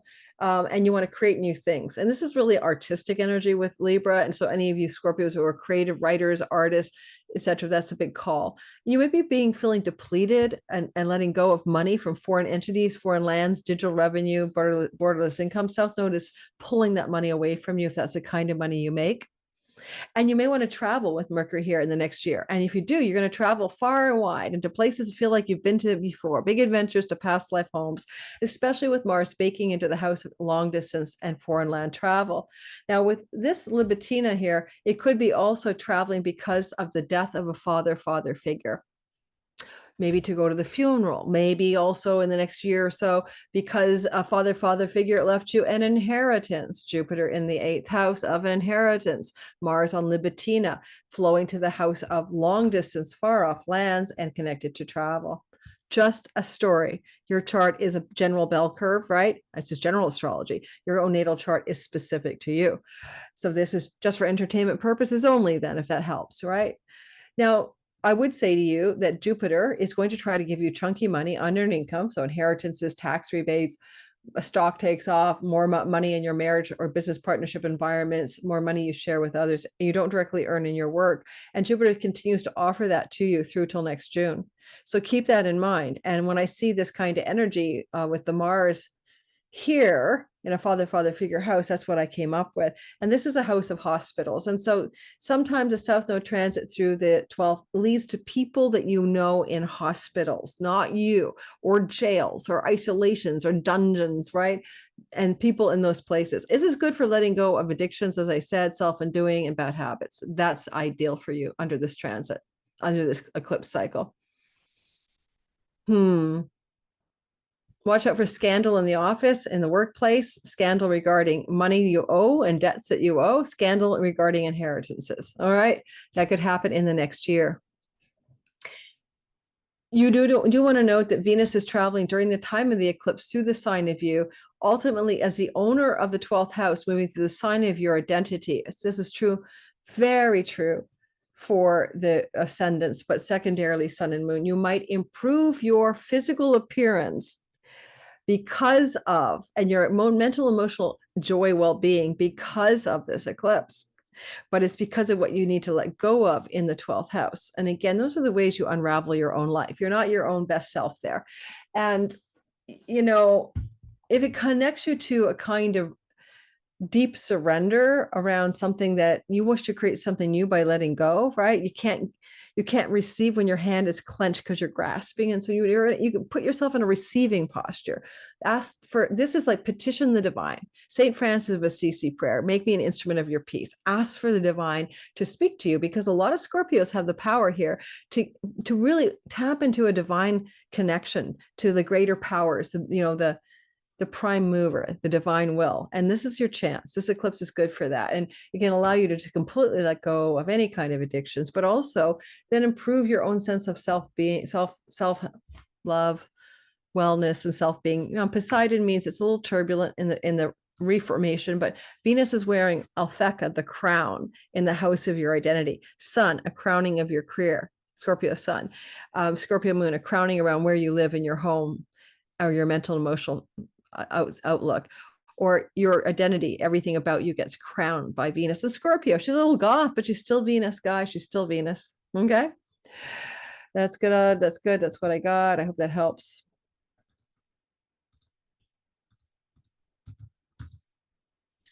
Sagittarius, sun, moon, and rising. This is a sky that tells me that you're probably going to be having some friendship end, some kind of group you belong to, time to leave the society of the da-da-da or the club of the da-da-da, but also a friend, an elder friend, an elder sibling, one above you, or a friend, Sagittarius, eclipsed from the sky. Solar eclipses are literally like intense energy. And same with the lunar eclipse last March, and same with the eclipse last October. All of these solar, lunar, solar are saying, where is this release, surrender, and let go of friendship circles? I know a Sag woman who's like, I don't know why I'm hanging out with these friends. All these girls talk about is gossip. And she knows it's not her tribe. And so any friendships that aren't your tribe, that aren't your people, or the elder sibling. So eclipse is in the house of the sibling one older than you, especially with Venus in the house of hospitals, indicate that a major challenge may come in the life of a sibling one older than you. And that can include health and hospitals. Yeah. But on the other hand, you need to also realize that your hopes, dreams, and wishes belong to that 11th house. And you're going to light a sacred flame and activate Makemake for creations. And you're going to let go of old dreams, especially old dreams around love, partnership, and committed alliances and agreements. Juno, so that you can create something new in the house of your hopes, dreams, and wishes. It's your career gains and the money of your career from the 10th, and the reputations, like the awards and promotions from your career. And there's something about letting go of some of the things you already gained because you want to create something new. And Mars is in a square to the eclipse, and he's talking to you. And this eclipse energy from the 8th house of inheritance money and chunky money and shared spousal money. So possibly in that square to this eclipse, which will be at 10 degrees of Libra, and on Libitina, which is in the house of death, Mars, the god that cuts and ends, is sitting with a funeral asteroid. All right. Squaring an eclipse in the house of friends, allies, benefactors, elder sibling. So there's a strong chance that some of you are going to experience the loss of some person in your life as a result of the eclipse. But you could also look at this energy of Mars in the 8th house as changes in your money when it comes to the, investments of 401k, and some major changes in how you use or spend or organize that money, especially with Pluto in your 2nd house. And you'll see big monetary changes in your life. You might have an increase of the money you can put your hands on, as well over the course of the next year after this eclipse. Jupiter is witnessing the eclipse from the house of marriage. And this is a house of shared assets with a spouse. If you're in a rocky relationship that's not right for you, Jupiter brings blessed endings. He will retrograde in the marriage house on October 9th. Some of you will change your mind about your marriage or your marriage partner about you. Some of you may see the separation of spousal assets over the course of the year that follows this eclipse, because the eclipse is also connected to letting go with the malefic star Algol on Algol.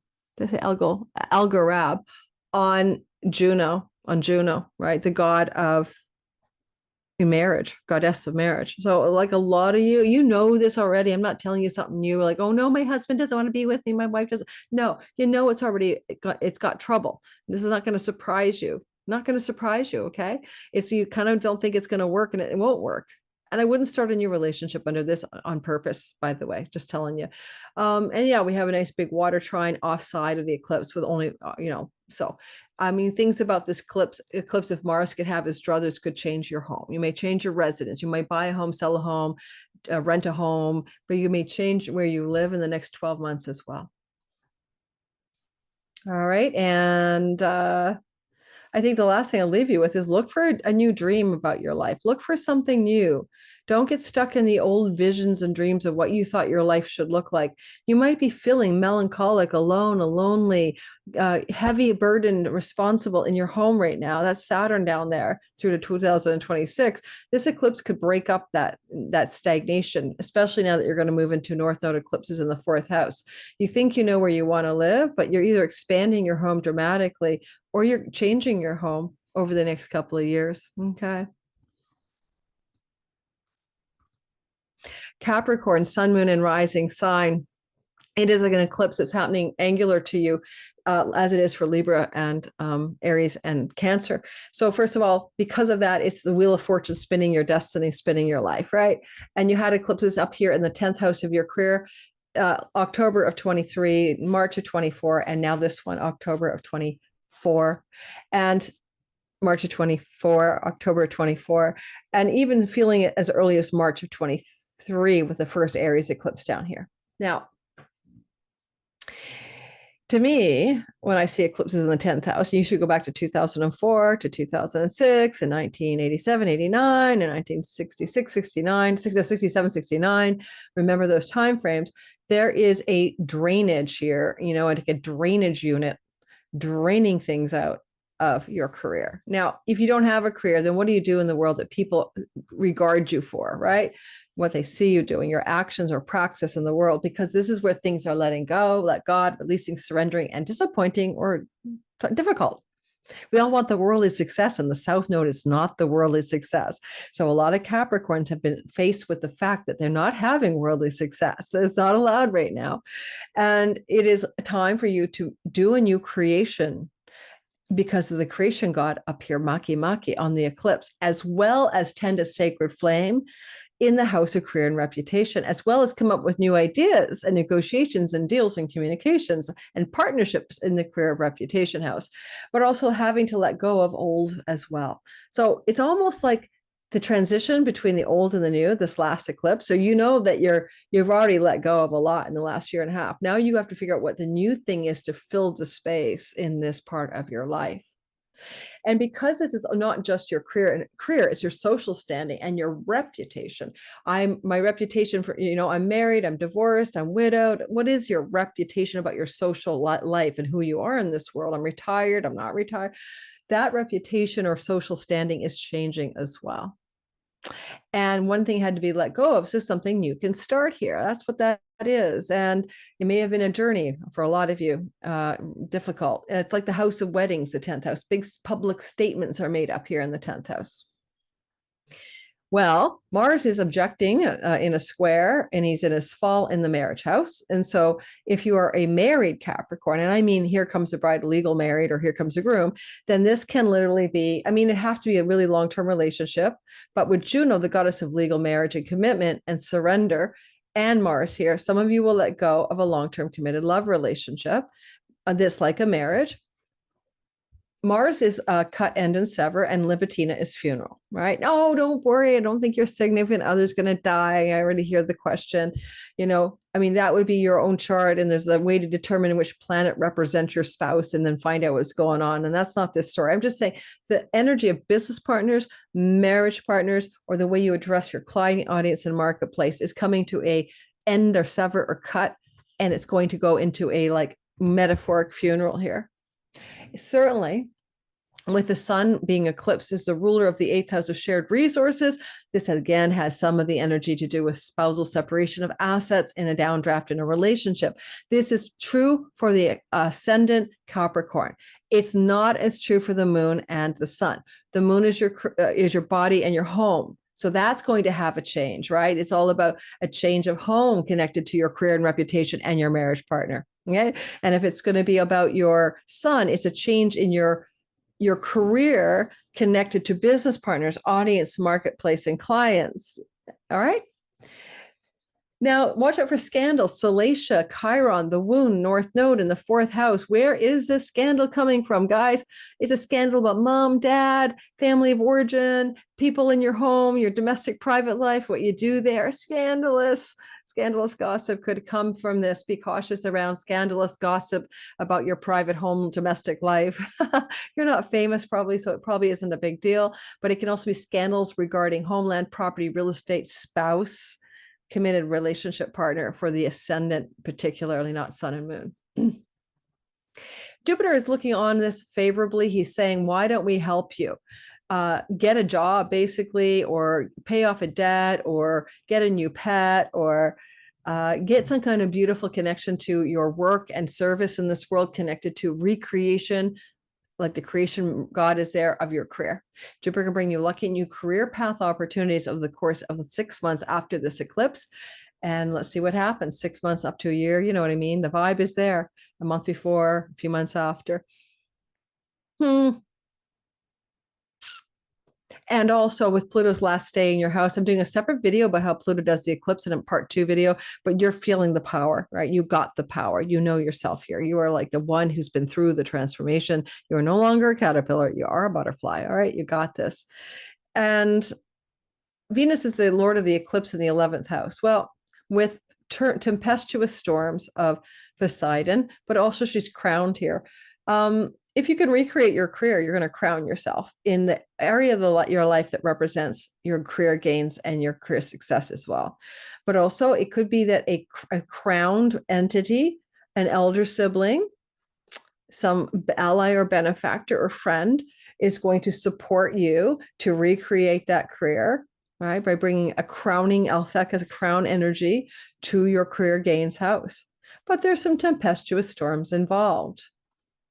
Some of the tempestuous storms might require distance and separation, especially for the sun, especially for Cap's sun, separation from a long-term committed love story for some reason, because of the activation of a new direction in your career. Certainly the North Node is propelling you to move, right? Some of you are going to change your home. This has been true since 2023 April through to the midway through 26. You may change your home more than one time. And Rahu can mean foreign lands and foreign shores and foreigners as well. So lots going on here. Change your home to a foreign land or foreign shores or forward momentum, forward and foreign momentum. Moving on to the last two signs, and let's get this baby done. Clear the drawings, clear the drawings, clear the drawings. Annotate and clear.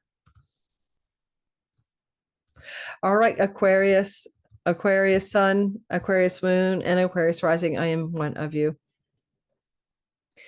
This is a story that ends up looking like every single time, 2004, 6, 87, 89, and that you're going to have some letting go in the ninth house.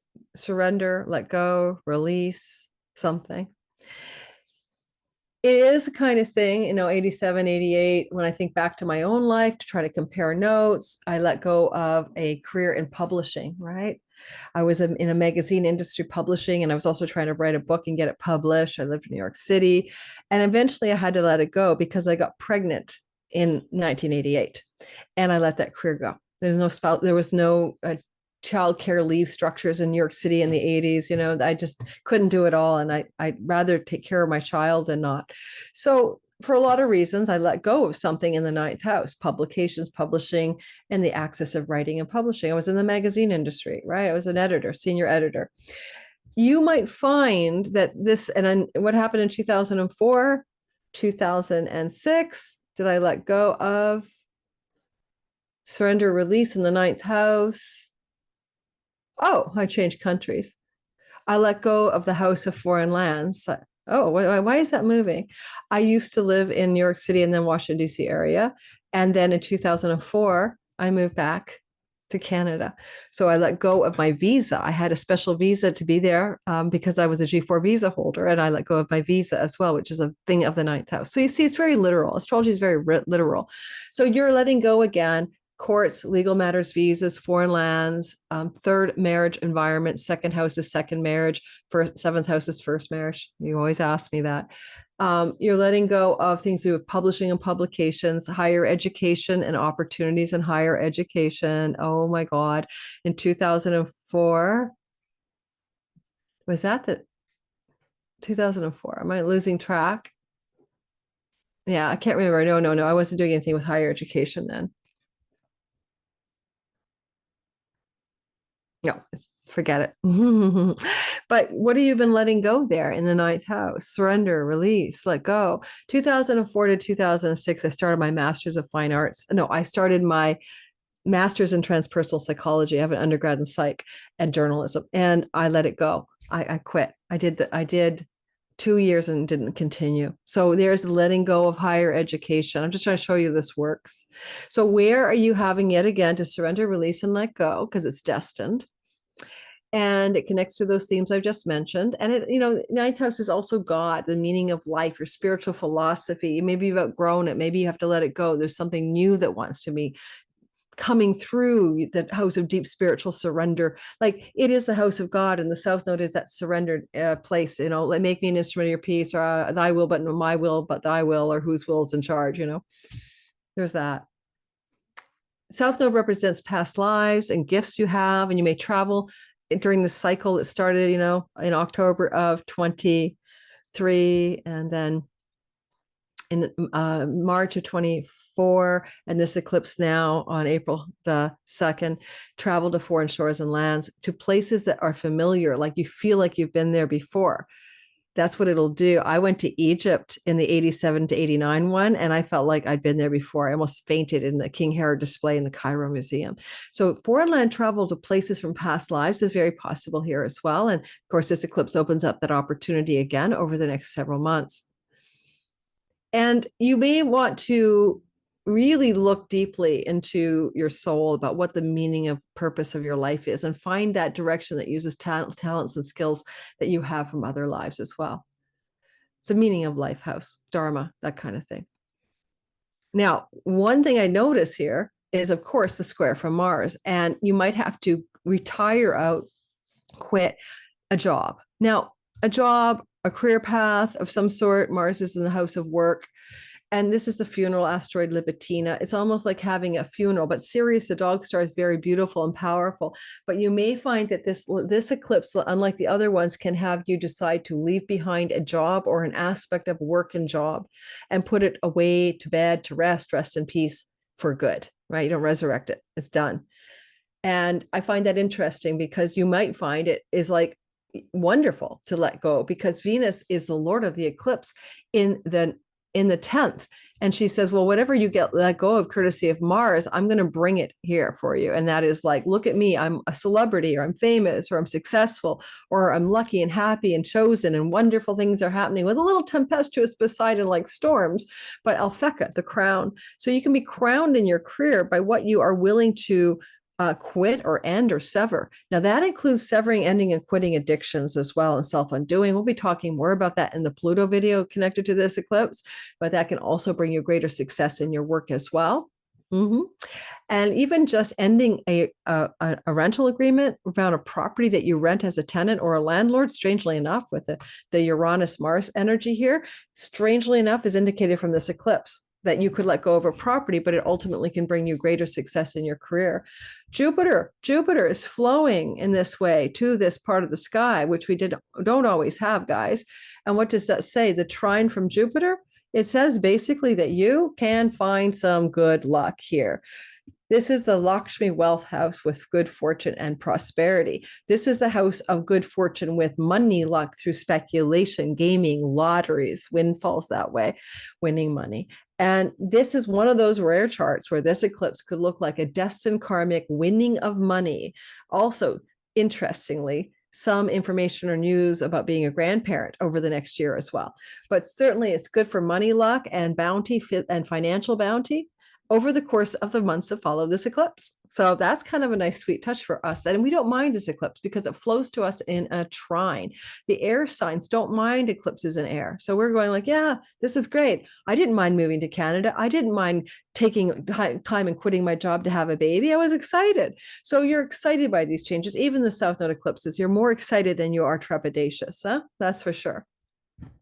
Watch a scandal, salaciousness, gossip about siblings, friends, cousins, and neighbors. Your neighbors might be gossiping about you. Your friends close to home. You might have some scandal in the online world. Yes, this is the online social media land down in scandals about writing projects, scandals about communications projects, but scandals in the online world. You might be the subject of an online scandal as a result, gossip as a result of this eclipse. Can you handle it? Absolutely. But you're dealing with a chironic wound here, right?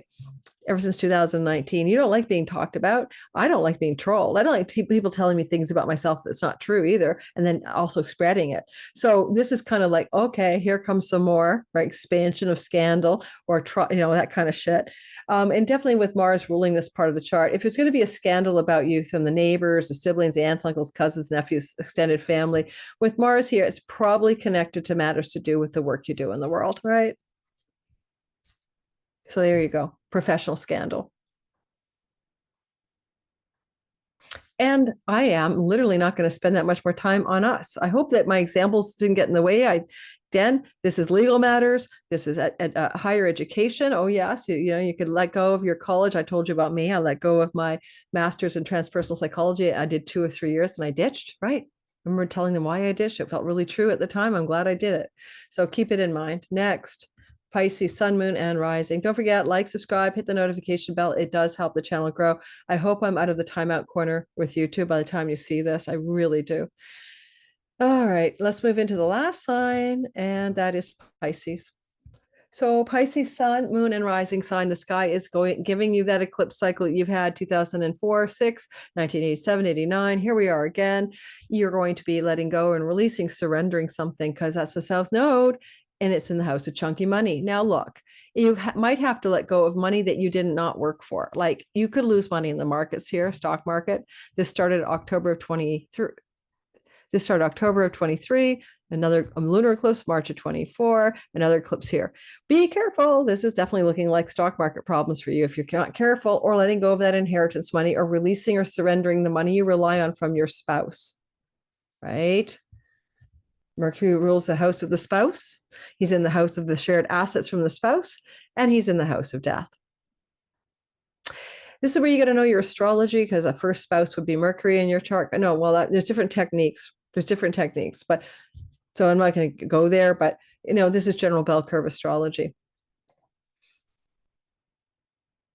But I'm going to tell you that this energy is particularly challenging if you are trying to look at your money from relying on non-earned income. Ultimately, the universe is propelling you to get your hustle on and expand your financial resources through your own means. Chiron's given you a wound here, Pisces, since 2019 on your financial resources, earned or whatever, or your possessions. Do I possess a house? Do I possess a car? There's a wound there. And this is an eclipse in a house of death. So it is what is going to be let go of South Node in a house that's already about what we let go of. It's the death house. So there's a lot of transformation here of your way of being. Sometimes this is like the psychology of you as well, the way you perceive your character, the I am it, the I am this and that. It's an interesting house that way. It's a, if spiritual liberation, moksha is something you're looking for with Jupiter here, you could also have spiritual awakening, but it connects to a spiritual awakening as Jupiter looks fondly upon this stellium and this letting go. It's a spiritual awakening. It comes from breaking the ancestral and the patterns you do of your identity based on how you were growing up and what you were told as a child and what you inherited from your family. The marriage goddess is involved in an eclipse in the house of shared assets with a marriage partner. So unfortunately, some of you may see yourself in a end of a relationship, if you have one, connected to the seventh house, where you have now to divide the assets, basically. Now, Mars is involved, of course, and he's here on the asteroid for funerals, Libitina, but on a positive star, Sirius, the dog star, squaring this part of the chart. Now, there is challenges between this Mars who wants to cut, end, and sever situations involving money and children, situations involving romantic partners and children, but also things to do with where you find your joy. And maybe you're needing to put to bed something here, like let it rest in peace. Your joy, your creativity, your entrepreneurial instincts are there in the fifth house. Mars's passion, drive, and focus is going to be there for a long time. Watch my Mars video because of a rare retrograde. But it looks like you're trying to find creativity, passion, and work come back to life for you. But you almost have to deal with a square in a money house of shared resources with a partner, a spouse in business or love, or inheritance money. Jupiter is in the fourth house, which is an inheritance house. I mean, legacy wealth from your family of origin and inheritances in general can come through a Jupiter square, the eighth house energy, or trine the eighth house energy. But we also inherited money from spouses by divorce, separation, alimony, spousal support, all that stuff. Or also becoming a widow or a widower. I'm not trying to scare you. This isn't your chart, guys. This is a general bell curve reading. But I'm just going to remind you that this is a realistic things that could happen here.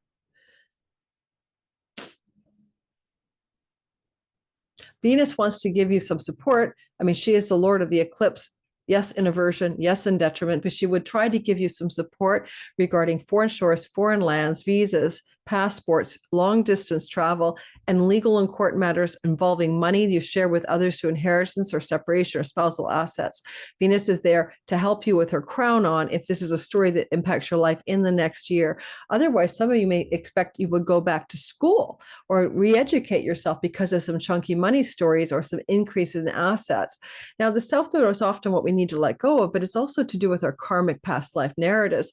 And with the creation god there, maybe there's a new bunch of money coming your way that you could use. You have Pluto in the house of an elder sibling. Maybe an elder sibling is contributing to this chunky money wealth up.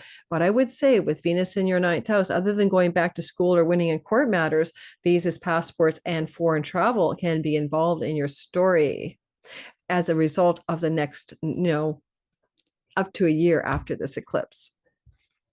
Thanks for listening. I hope that was helpful, everybody. Don't forget, when you like and subscribe and hit the notification bell, it makes this channel thrive, and the algorithm loves that, and then it loves the channel, and everything goes well. And if you don't mind hitting the like button and checking to see if you're still subscribed, I told you, big subscriber dump again. It seems to be every fourth month, 4 times a year. They just throw out not half my subscribers, obviously, but just enough that it's alarming, right? Like when I put my all signs videos out on Sunday, I normally get about 300 to 700 new subscribers, 350 to 700 new subscribers on a Sunday. I got 190. That's because I'm getting all those new subscribers, but they're dumping out other ones on the bottom. And they did admit to me they were doing that, but they tell me they're bots or they're closed accounts. And I don't think that's true, because then you guys tell me I was just unsubscribed. So yeah. So I don't know what to say about that. I've heard other YouTube creators complain about this.